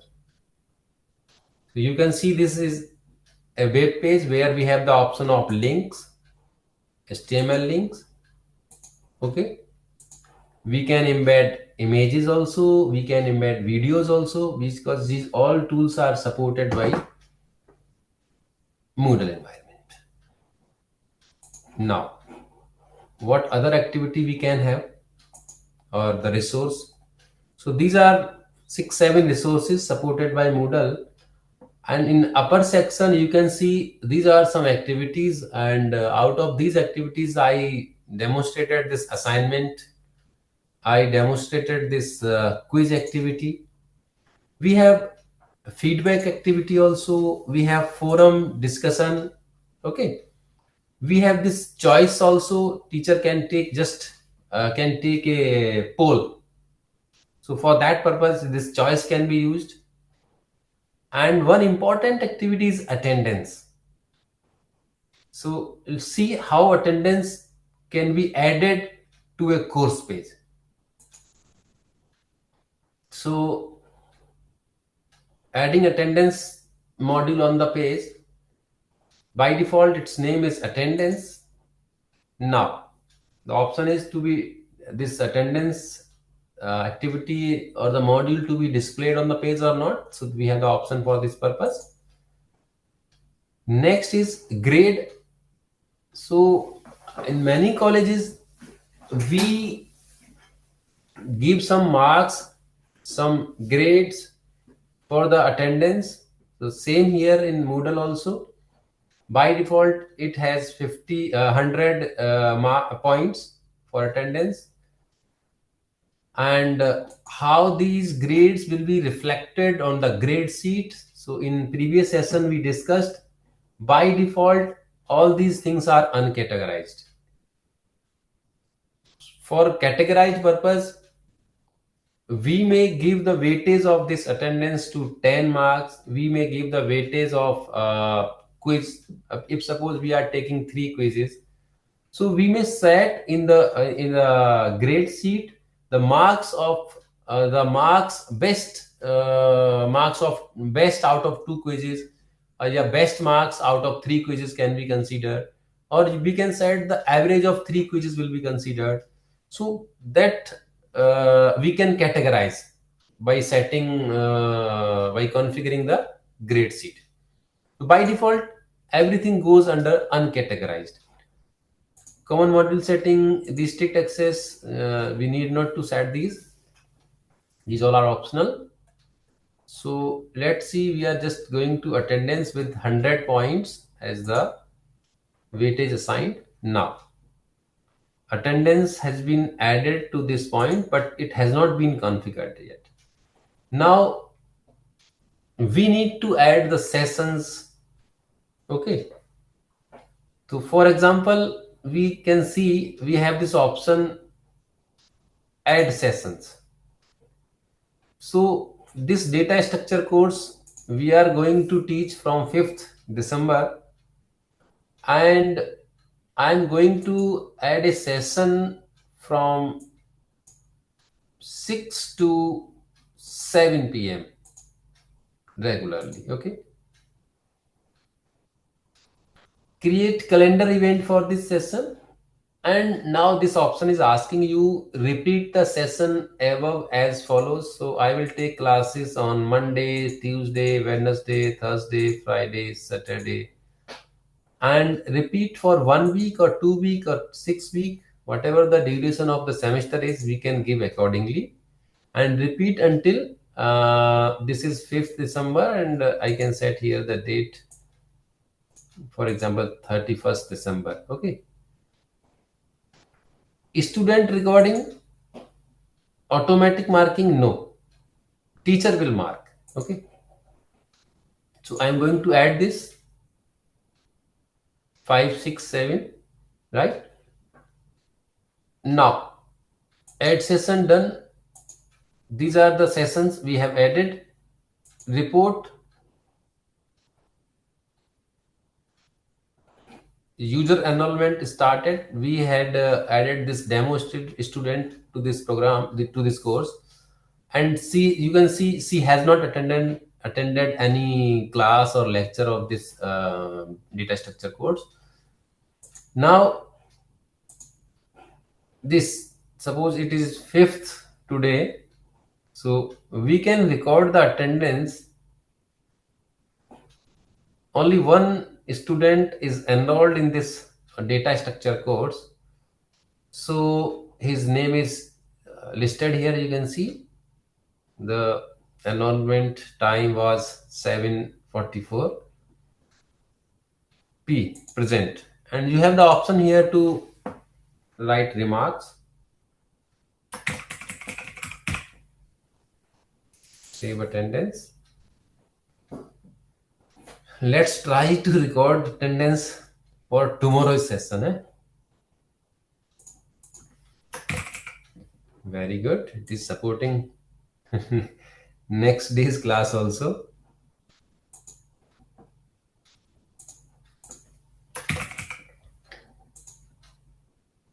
Okay. So now in the report section, you can see, and this can be exported. Okay. And we have the option, for example, there are 60 students and we want to export the attendance of all 60 students. We can do so. Export specific users, yes, no, we have this option. By default it is for all. Okay. What is to be included in the exported file? Student ID, name, ID number, institution, department. We have these options. And in which format? OpenOffice, text file, and Excel format. The attendance can be recorded, the attendance can be exported. Okay. So this was one activity which we can add to our course page. Now coming back to more activities page.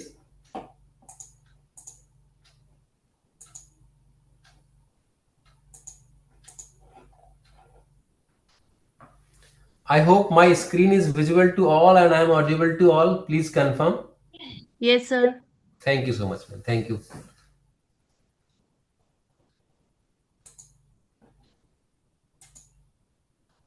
Okay. So exploring more activities. We have quiz already explored. We have survey here. we have Turnitin assignment. So this will work only when you have license. Similar to in our last session, we discussed the Open AI or the AI in Moodle will work only when you configure your key. So you can create your Open AI key with Microsoft account or with Gmail account, and that key is to be configured. In the same way, when you are going to determine the plagiarism report of students' assignments, for this purpose, this Moodle should you need to configure your Turnit account with this Moodle. Okay. Next, we have virtual programming lab. This facilitates the programming features. The users, or you can say the students, can write programs in the browser itself. Okay, we have this wiki option, we have this workshop option. So these are the various types of activities supported by. We can create lesson type of structure also, forum also. And one important feature of Moodle is that we can assign some grades to every activity. For forum also, there are different types of forums, question answer forums. So what students are writing, who is responding, who is not responding, for every activity we can assign some marks, points, grades, and all those grades will be reflected on grade sheet. Okay, we have chat options also, in group chat, in personal chat. We can do assignment, attendance, we already explored. Now I'm just going to demonstrate how we can send messages also, through this Moodle environment, live real-time messages. Just a second.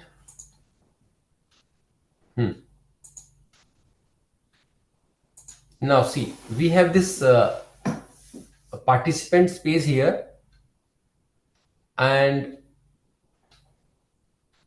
you can see there are 2 students registered or enrolled for this DS data structures course. So if suppose for this testing user and for this student, I just want to send a message, hello. It supports real-time conversation, chatting. So by this way, I can send. And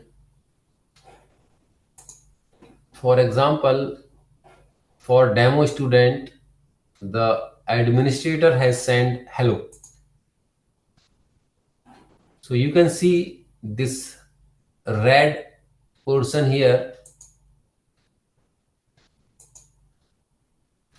Okay.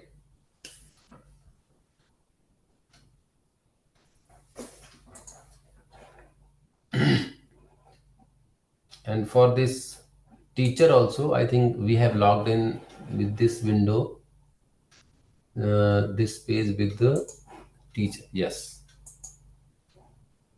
So Uttam Singh has sent hello.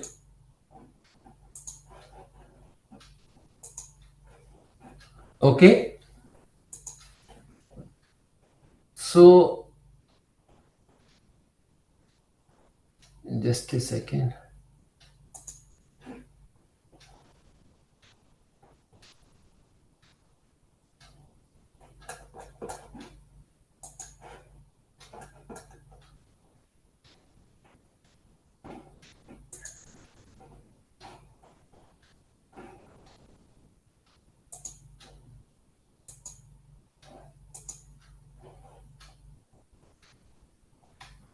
For every course space and for every course, at the bottom you can see we have the options to create question banks, which we already discussed. And for creating question banks, there were some questions how we can create separate question banks for separate topic. So you can see the option here, categories. Okay. By default, you can see the parent category is listed here as the default for DS. So selecting top as the DS, we can create question banks. I am giving the title here of question bank as question bank 1.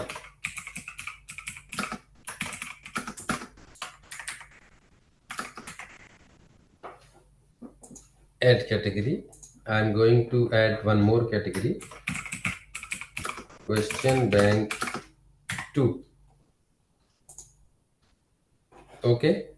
So you can see the categories have been added here, question bank 1, question bank 2, and by default this 0 indicates that for this question bank category no any question has been added.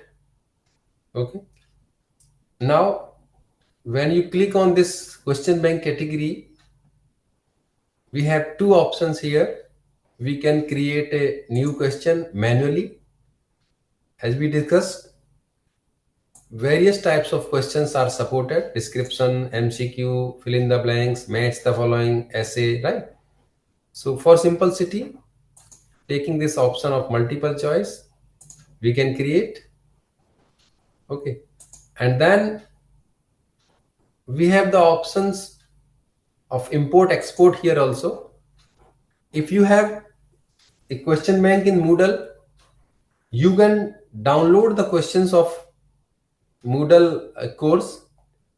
So for that purpose, we have the options exports and imports. Import for adding the question to the course page under the question bank category, and for export we have these options: Akin, gift format, Moodle XML format.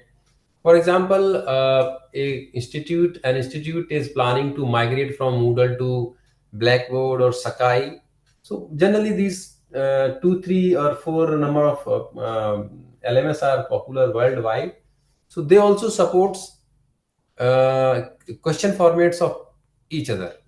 This Akin format, Blackboard also supports Akin format, Sakai supports, this supports.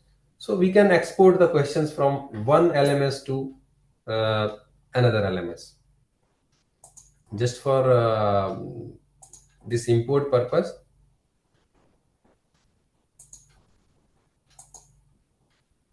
you can create questions in your text file. Okay. So by this way, I have added these 5 questions under the question bank category 1. 1 or 2, sorry. Sorry, these questions have been added to default for DS1 while we have created 2 categories. So just a minute, I'm just deleting these questions from this category and will add the questions to this question bank 1 category. Okay. Again, this one, this one, this one. So created these 5 questions. So now I have this second question bank also. If possible, I will try to gift format. I also have some questions in gift format.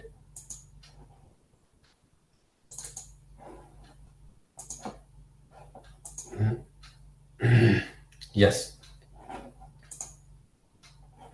So with this way, we created 2 question banks. Okay. One having 5 questions and second having 8 questions.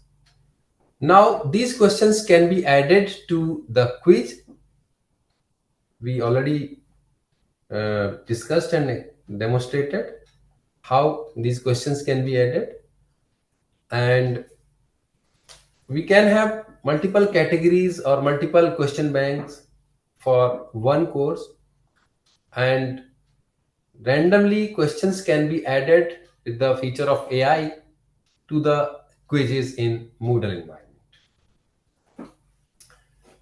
So I hope I have covered basics of Moodle, how you can configure Moodle course page, how you can create users, how you can enroll the users in the course page, how teacher can create or add various types of activities and various types of resources in Moodle course page, and how students can view the notes, files, web pages, books created by the teacher or by the administrators, and how they can chat with each other, how they can take the quizzes, how they can take the assignments. So I hope all these points are clear to all.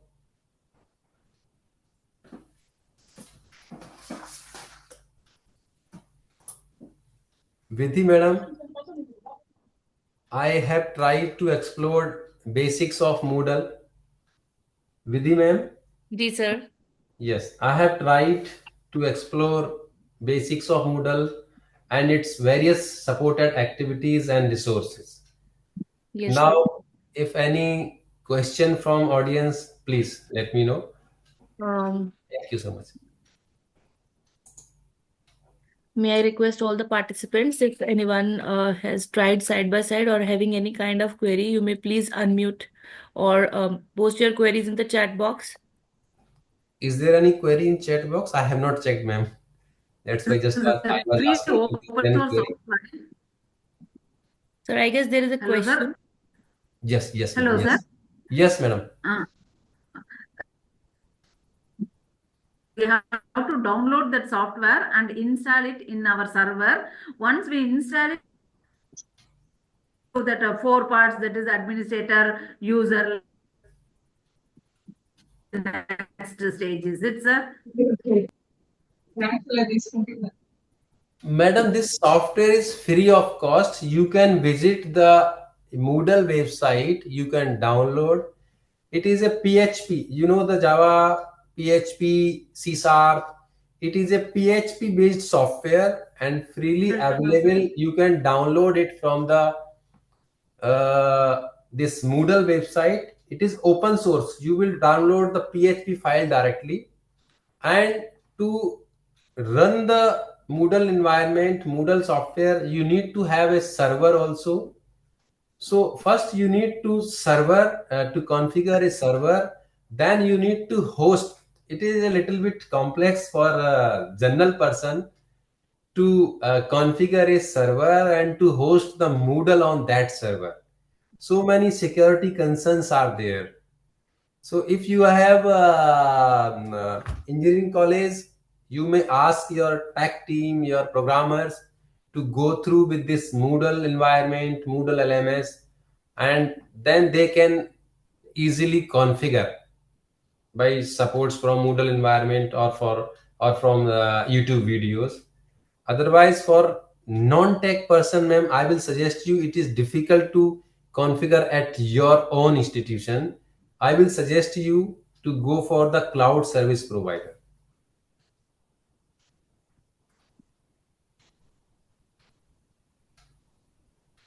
Hello, am I audible? Yes, sir. Okay. Ma'am, I hope the query is resolved at your end.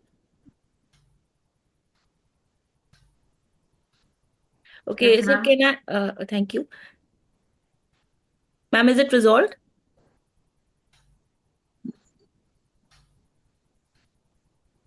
Okay, sir, I have a question. Yes, ma'am. As you said that for a general person like a naive user, if one is not so much comfortable with the technical aspect, is there any kind of support provided from the side of Moodle services? For example, if you do not have background in computer science, there is no issue. You can operate. You can implement for students and for teachers. Thus, the difficulty is just to first time when you are installing. So if you do not have computer science background, it may be difficult for installation purpose only. Right, sir.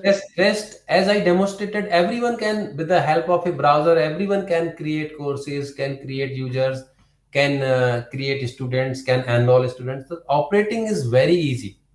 In GUI interface, you can see is very easy. Right, sir.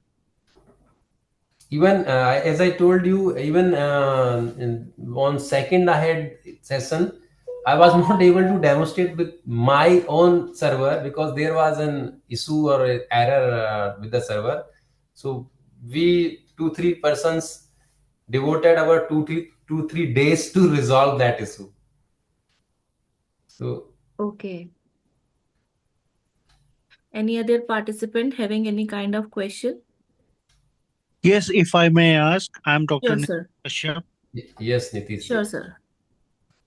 Now, in the introductory part of your data structure system that you just presented, the module you would like to project in reference to the Moodle project is led and coordinated by the Moodle HQ, an Australian company. Now, how relevant it is going to withstand with our internal Indian module, and also about the plugins. If module is a learning platform as far as Moodle is concerned, how the plugins or the custom or the graphical themes or the mobile responsible web design and a Moodle mobile app are available, that are easily available to customize each individual's experience on on the platform.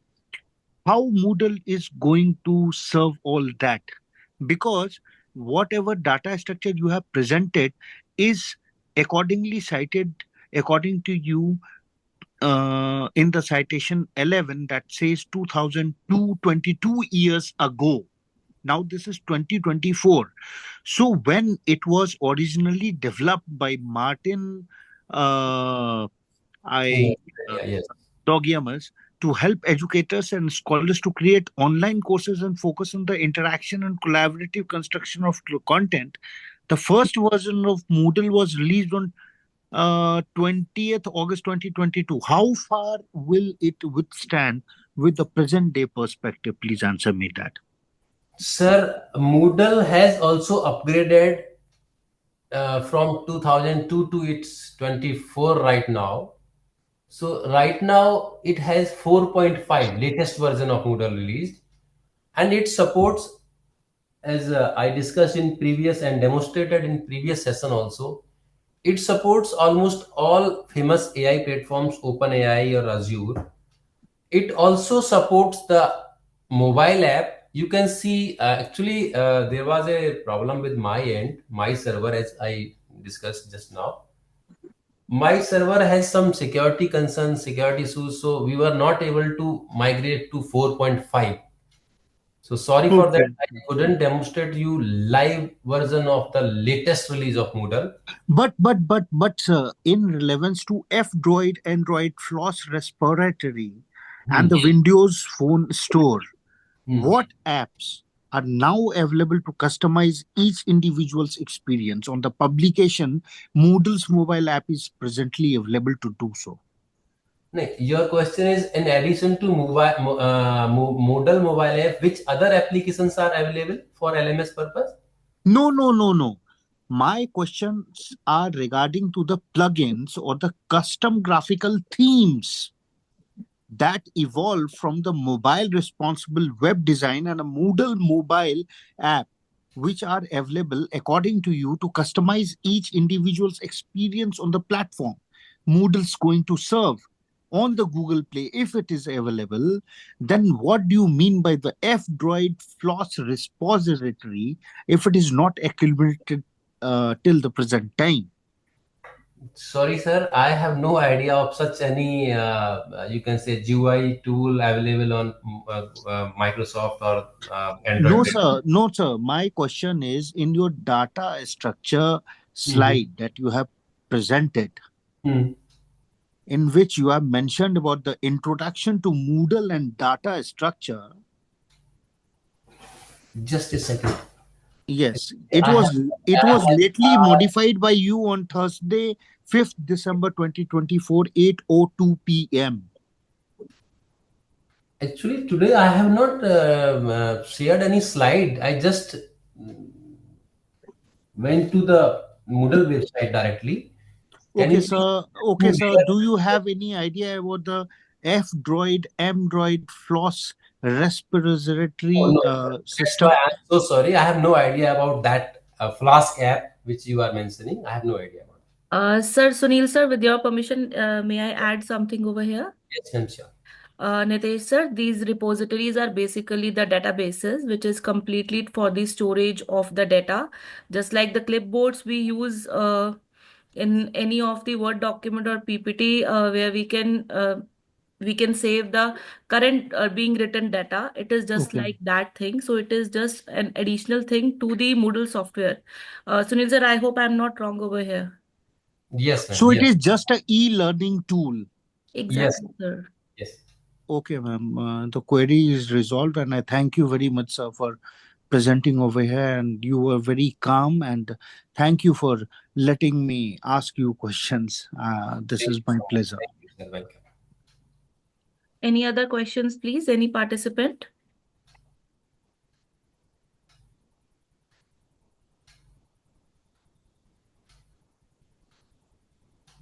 Can I ask a question which is very Yes. small, Arun, elementary question, sir? Arun, sir. Sir, this FDP program which we are attending, all of us, how many? 146 and maybe 200 people we were attending. For this program, FDP program, what AI tool has been used? Just for my information. In this Anyone session can, or in anyone can answer, sir. Anyone can, Vidhi can answer, you can answer, anyone admin can answer. I mean for this session, sir, or for all sessions you are asking? For organizing this 5 day session, second to 6 day session, Hmm. on a platform like this, what AI tool has been used to create and then to deliver, and then so many sessions, so many presenters, and keeping an attendance, and all those things which This Vidhi madam can answer. yeah, anyone can Sir, answer. basically, this is, I guess everyone can correlate with this thing. These days, when we are working, I guess we all are somewhere more or less relying on either of the features inbuilt to these softwares, which are working on the base of AI.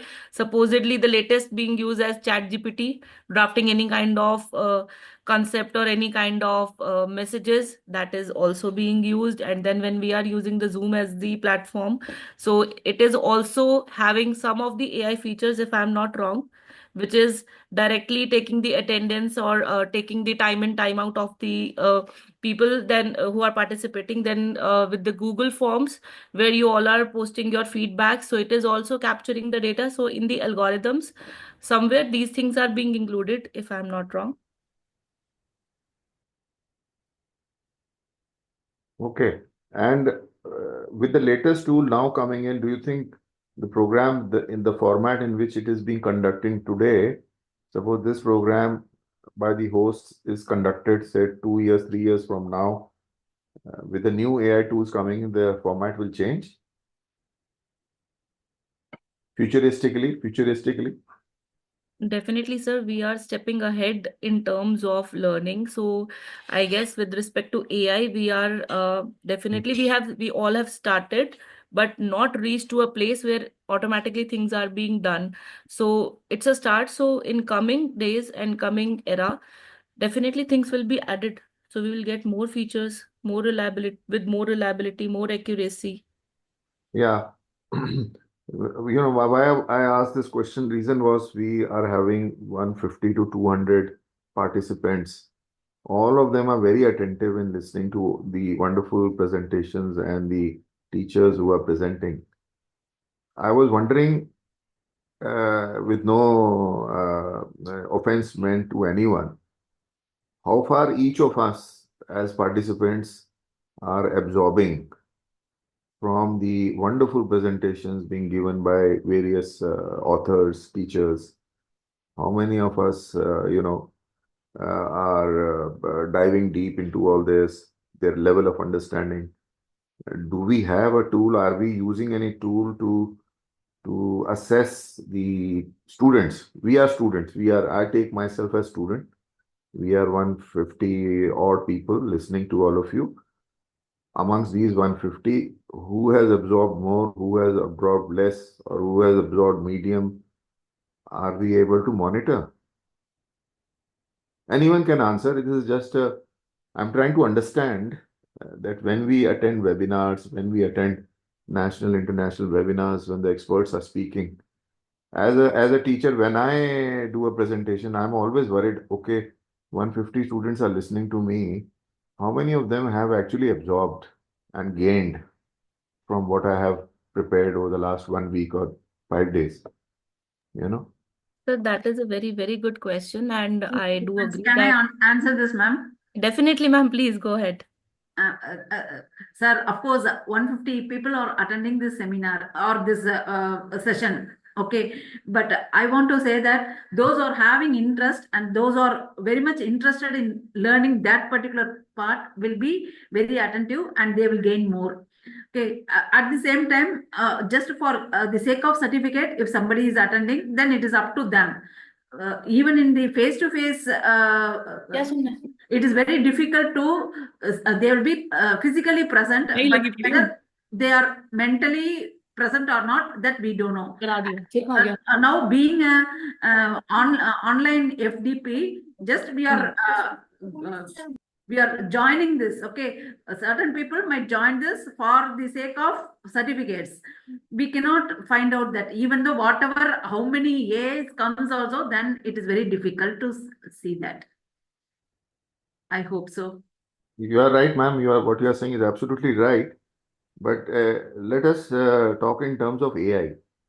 Will AI help me as a teacher? If I'm presenting today and 150 students are listening to me pan India, so as a teacher, if I want to know out of 150, how many have taken, what is the carry home message, how much people have absorbed? Because you see, next program which I do, suppose I'm talking in as if I'm one of the teachers of FD. Suppose I conduct this course maybe 6 months later. So what the absorption of the students, the contents, the material text, whatever has happened today, I'll try to modify my course, and 6 months later I might come up with some amendments so that you see I can see that the course is a big success. Why I'm saying this? Because in international forum, whenever they do the Western world, when they launch a course, they side by side simultaneously what they do is they keep an assessment of how much is the absorption from the receiver end, and based on that they modify the course. Either they escalate the level or they make drop it a bit. They are more worried, okay, people should benefit. Obviously, many here in this forum or there also, some people just join for the heck of it and just to take a certificate. My idea is only to, futuristic how AI can, create a cohort where my course keeps on, the graph goes up. That is what I wanted to know. Thank you so much. If anyone can answer. Can I add something with you? Sir, I want to. Sure, yes. ma'am. Sure, please. Can I tell something, ma'am? Hello. Definitely, Amrita ma'am. Please go ahead. Yes, sir. Good evening, sir, and good evening, everyone.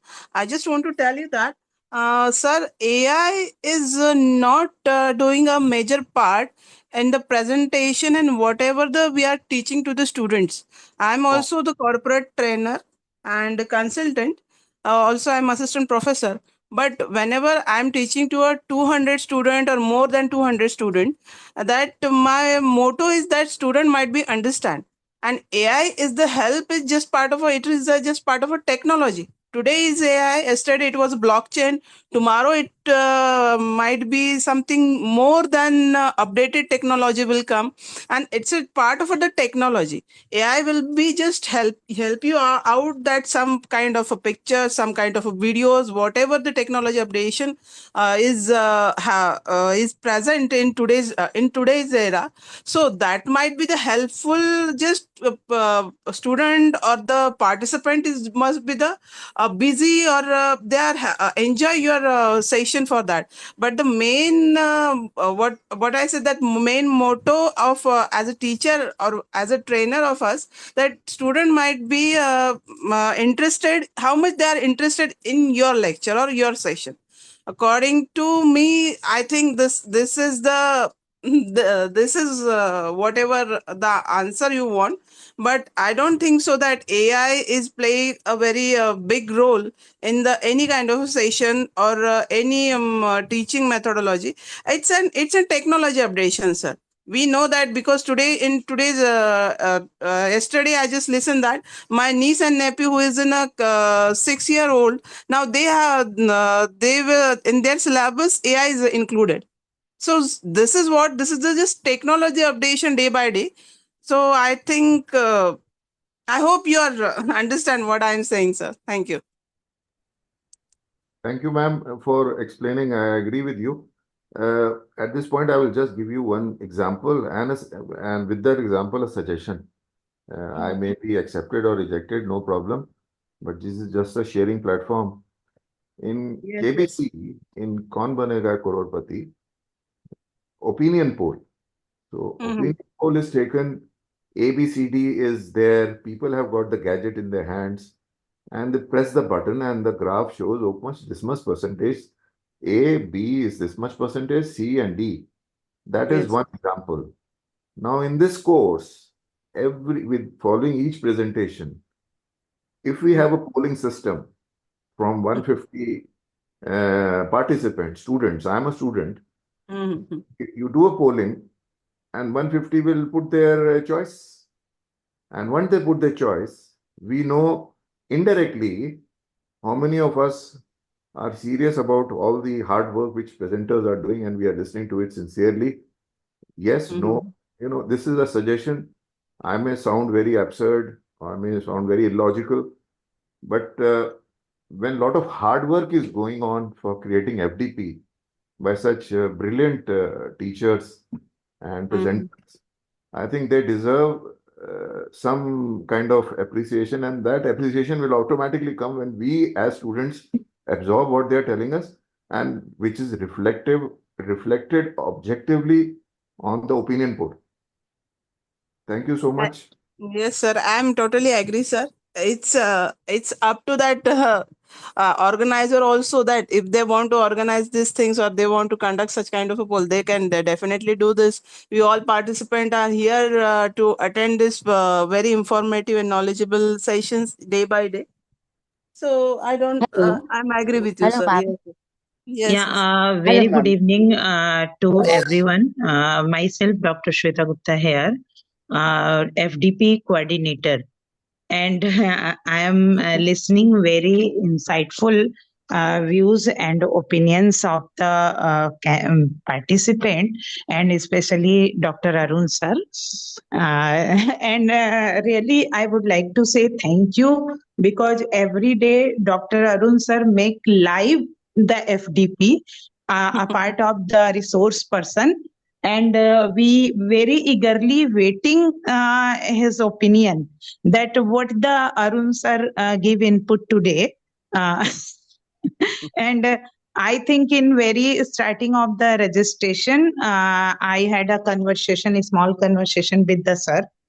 Am I right, sir? Yes, ma'am. Yes, you're right. Yes, sir. Yes, sir. And today you asked the question regarding the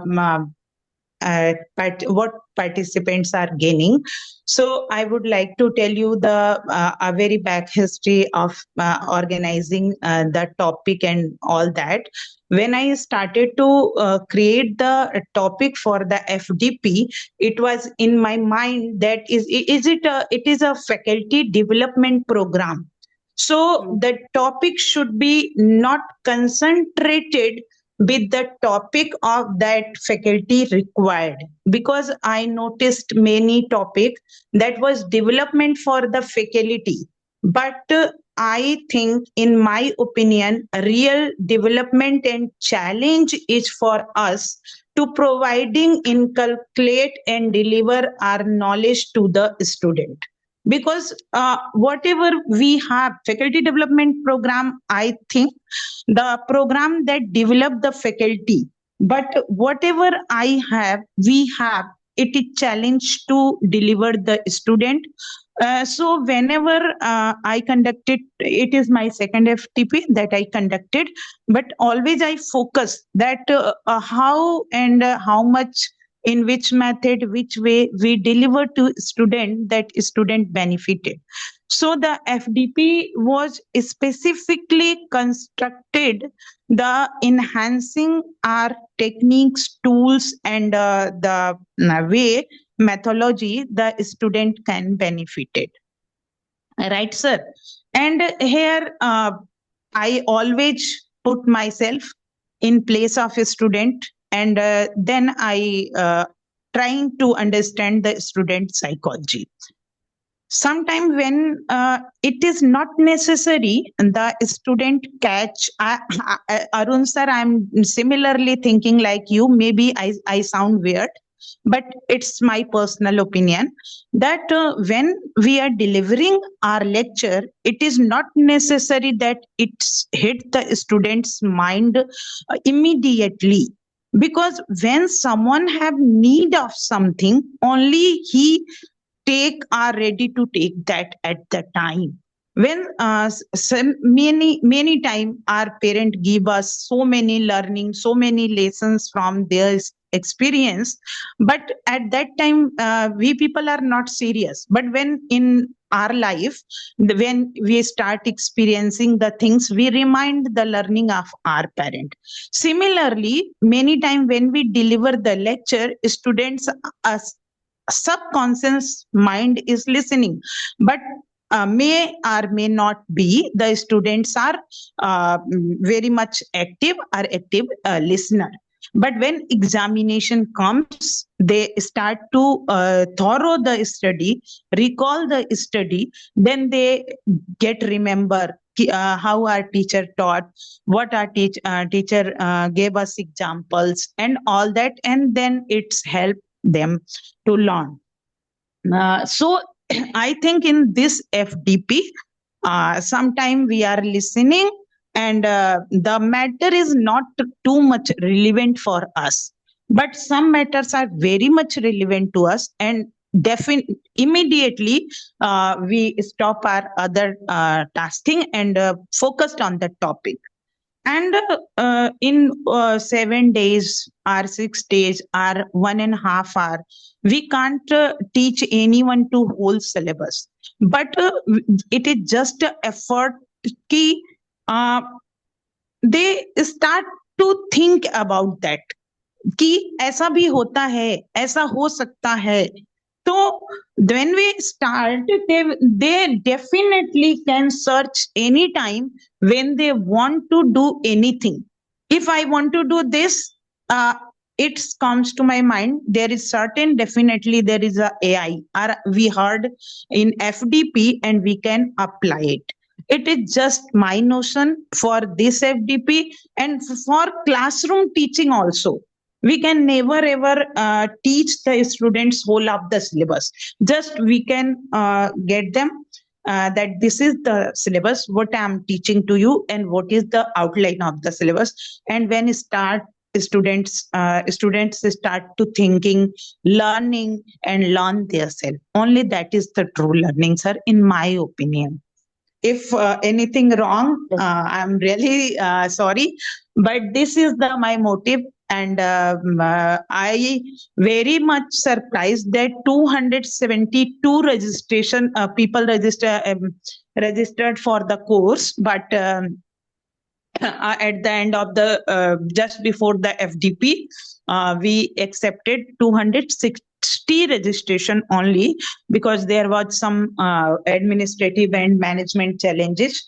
So just we accepted, and then I realized I was right. Everyone have facing same challenges, that how we teach, what we should teach, and how we follow our young generation students. It's my submission from my side, Arun sir, and all Hello. participants. Hello, Yeah. may I say something, ma'am? Yeah, sure, ma'am. Sure. Yeah. And Hello, definitely everyone. Arun sir is smiling because Arun sir like very interactive session.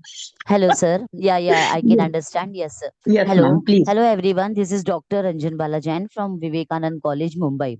First of all, I would like to say that the objective of any FDP is basically to impart the knowledge related to something new thing, right? Just for example, here in our case, it is how AI is useful in education.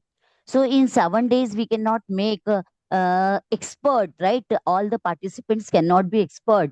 Only Yeah, definitely, ma'am. we have to give some inputs related to that how AI is useful to education, right? For example, we have come to know about Moodle. We have come to know about instead of Chat GPT, Note GPT, Vivid, and so many tools are there.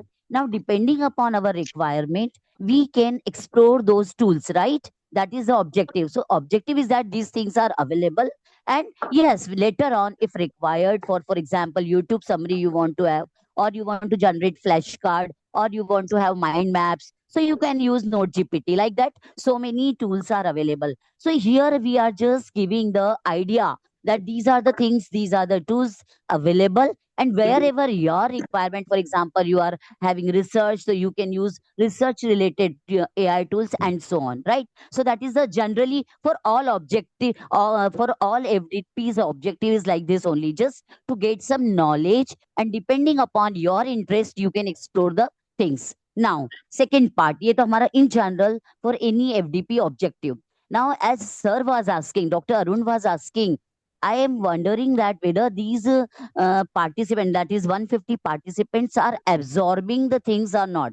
Yes, see, we are teachers, and whenever we are teaching, delivering, or something, whether I am able to deliver the things properly or not, for that, generally, what we do in classroom teaching, we generally ask the questions in between, right? For example, so that the students are awake, they are not sleeping. Just like Madam, you told, ki students subconsciously they are listening, but whether they are listening or not, we don't know. So what we should do, what we do generally in class, we ask the questions in between. Roll number 36. Generally, I do in my class like this only. Roll number 36, stand up and answer this question. Roll number 59, like that. So what happens? I generally announce in my class that I will be asking you the question, and based on your answers, there will be continuous assessment because we are autonomous. So in our institute, we are having continuous assessment scheme, right? So we have to ask the questions, and we are taking such quizzes randomly.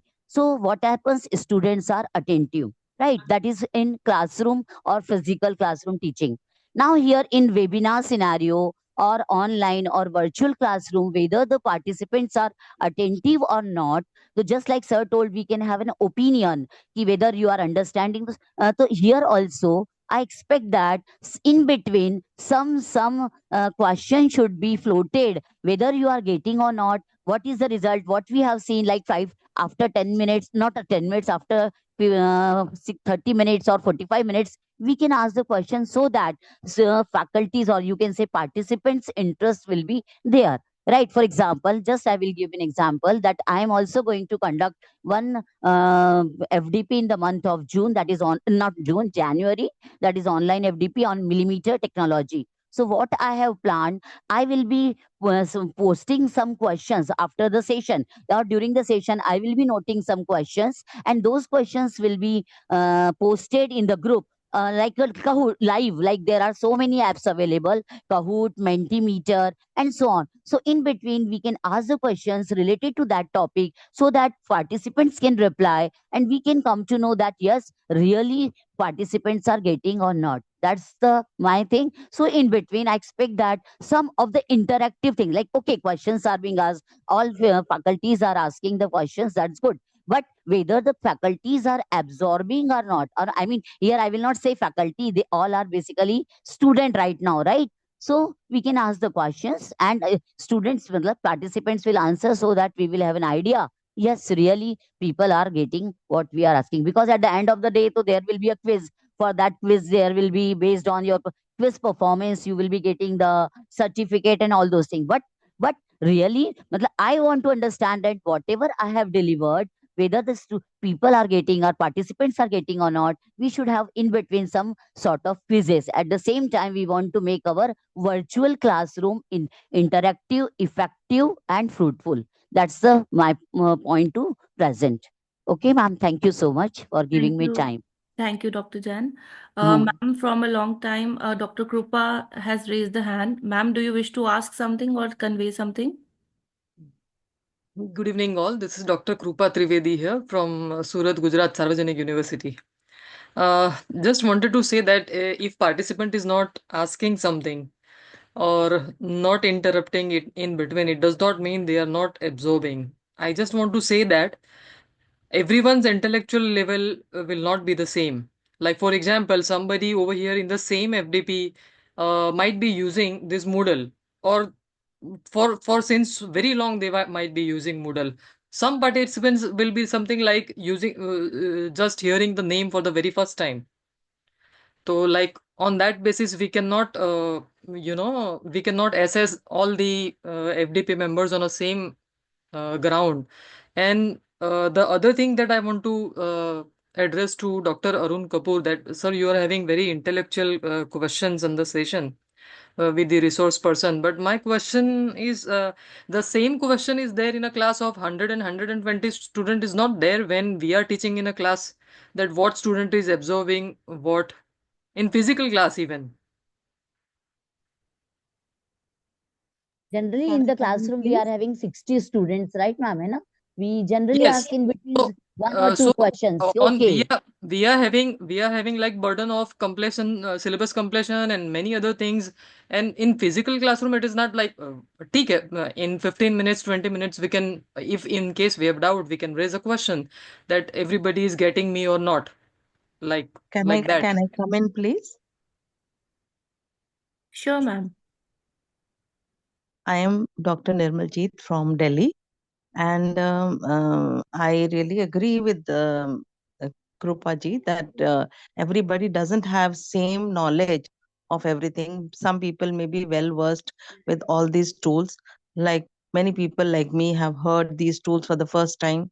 So absorption will definitely depend upon different knowledges we have. And the other thing is, like we say, AI tools can give personalized touch. So I think if that could have been used, it would have been more useful to us, assessing our knowledge, and then we can absorb accordingly. There were many things which we heard for the first time. Thank you, ma'am. So I think we all have come to one point. The basis is that this FDP is serving as a foundation. So with regard to the absorption thing, it only depends how much we practice and how regularly we practice, if that particular tool or technology is of our use in regular basis. So till the time we are practicing and checking ourselves for updates, then definitely it would be useful, relevant to our areas. And the moment we stop getting updates on it, or we stop practicing them, so it will just remain a part of the FTP and won't be carried along with this FTP. That's what I think, and I hope we had a great interaction over this topic. May I request Dr. Sunil sir to please put some Ma'am, light. I need to just add something. Sure, please, sure. Yeah, ma'am. In concern with all the discussion that is going on, I would just like to request the host that the tomorrow session like AI for student engagement, AI for learning analytics, predictive models that we have tomorrow, can you just request the presenters to add on some hands-on tools so that at the end of the session we could say that yes, regarding student engagement, this is the tool I can go on ahead with, or with respect to analytics, this is the tool I can go on. So instead of, what has happened is each and every presenter, first of all, gives a kind of introduction which has happened to be very common with all the speakers. So if the host is focusing on a particular, even one tool in detail would really help us all, to explore similar tools further. So it's a small request that if such modification could be done, that would really be a good takeaway. Thank you. Thank you, Dipali ma'am. We have taken it positively. Stay rest assured, we will look into the same.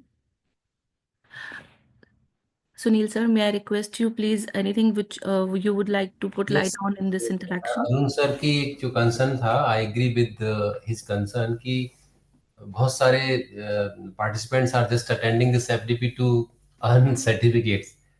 Actually, we also keep organizing FDPs, and our model, my suggestion is for all who are going to organize, we generally, with this same platform, Moodle environment, we generally ask the participants to appear in a quiz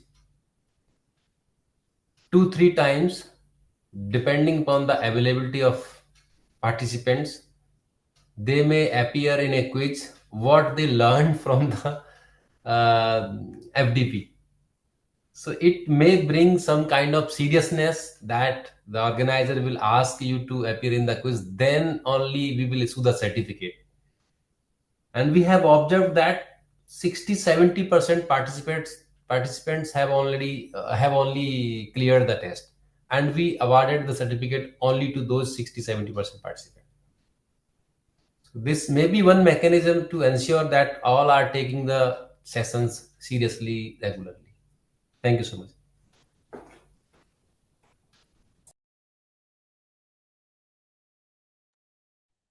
Sir, Sunil sir, we thought and discussed like this that we will put the test every day or end of the session. But as per the AICTE, the test must be conducted at the end of the session and Yes. specific time given for the test. The schedule provided by the AICTE itself. So we think we should go with the schedule, but we can do this, and definitely we will. Yes, ma'am. I agree with you. Madam, कि just hello, we are ma'am. restricted with the AICT rules regulations also. Yes, I agree. But at later stage also, that means I think the test will be conducted at your level or AICT level. That maybe in such a way that only the serious participants can clear the test. Okay. Thank you. No, ma'am, it's not. See, test is not required, sir. Actually, sir was asking, I think I was understanding like this. Dr. Kapoor was asking that whether we are absorbing or not. The thing is that after 15 or 20 minutes in the virtual classroom environment, what we can do, we can have one question. Just by Mentimeter or Kahoot, there are so many apps available. Using that, we just wrote one question. Okay, what we have understood, but whatever. For example, Moodle, you have explained that this is which particular function is used for this, so that we will come to know, yes, really participants are attentive or not. That's the only thing. Otherwise, no other thing. Actually, I want to say only thing that we want to make that participant should be attentive. So for generally we do the same thing in the class, sir. Class में हम ऐसे ही करते हैं ना, class में बच्चे सुने इसके लिए बीच बीच में क्वेश्चंस पूछते हैं. और यहाँ कुछ मैडम ने कहा, डॉक्टर त्रिवेदी और other people have said yes, all are having different intellectual level, and yes, these all things are required practice, but whatever is being taught in the class or whatever is being covered, based on that just one or two question in between if we ask, so all the participants will be active. That is my concern or my thinking. Actually मैं जो सोच रही हूँ, मेरा सोचना यही, because in classroom environment and during lockdown also we have done this thing. just to make the student attentive, we used to ask the question using Mentimeter. So many good Quizlet is one app. Using those apps, we can ask the question so that everyone enjoys also. कि okay, हाँ, हमें समझ में आ रहा है. It's like that. So that is my concern. Instead of having the question like quiz at the end of the at the end of the session, or not, no, not required. In between one or two question, just like that, and nothing else is required, sir. That is my thinking. Baki, as organizers think, that's okay, not a problem. I agree, Ranjan ma'am. Yes, I agree with you. Because in our college, in our classroom, we do the same thing. It is compulsory. You have to make the class engaged. And just tomorrow we are having one session that is students should be engaged. How we can make them engaged? नहीं तो अभी क्या होगा? अभी I think many of the participants just they have connected. I mean they have logged in and they may be out. आपको नहीं पता चलेगा कि how many are there, how many. It's okay. ये फैकल्टी है, उनकी मर्जी. फैकल्टी उनकी मर्जी सुने या ना सुने, लेकिन स्टूडेंट्स को तो अपने को समझाना है, तो इस तरह के क्वेश्चंस ऑर्गेनाइज करना है. तो मेरा सॉल्यूशन, मेरा आंसर इसीलिए था कि डॉक्टर कपूर का जो क्वेश्चन था, whether this is the question और something else, I don't know, तो मैंने इसलिए उस बेसिस पर मैंने आंसर दिया. अदरवाइज इट्स ऑर्गेनाइजर्स थॉट कि what they think and accordingly they can discuss, not a problem. Okay, thank you so much. Can I, with the permission of the organizer, can I say a few things in a minute, please? I'll take just 1 minute.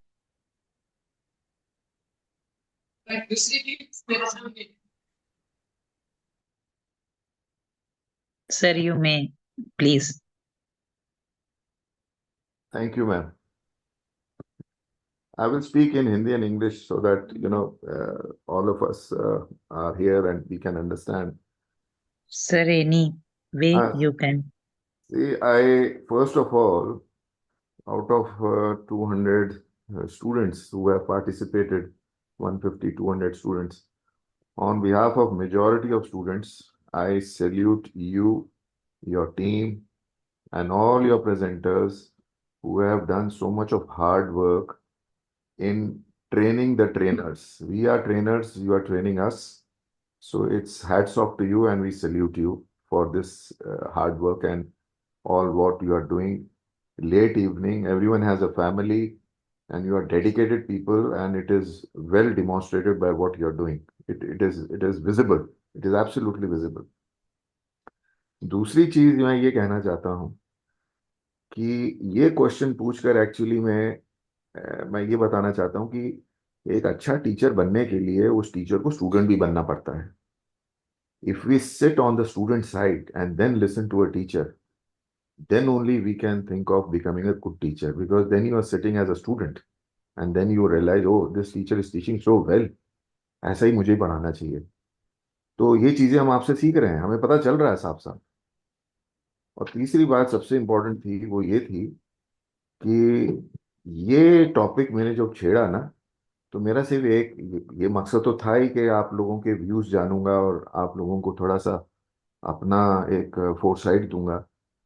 एक और important reason ये था कि मैं चाहता था कि let there be more interaction, and by touching on this topic, I'm so happy that so many people I can see are participating and giving their viewpoint.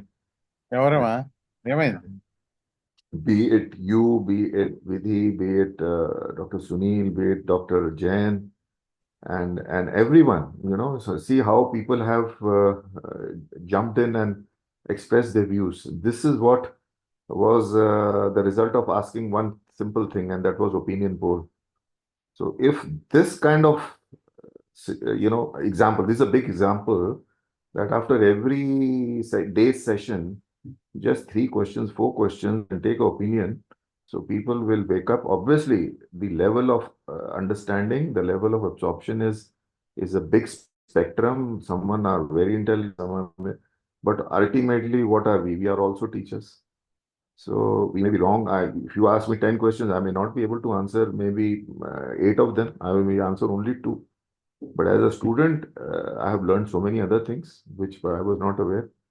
So this was the aim, to wake up everyone, including myself, get involved, And I'm so happy everyone are involving.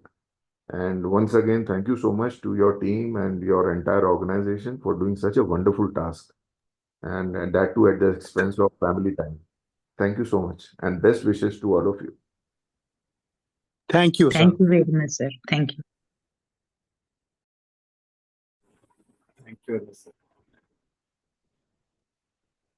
Shweta ma'am, am I audible?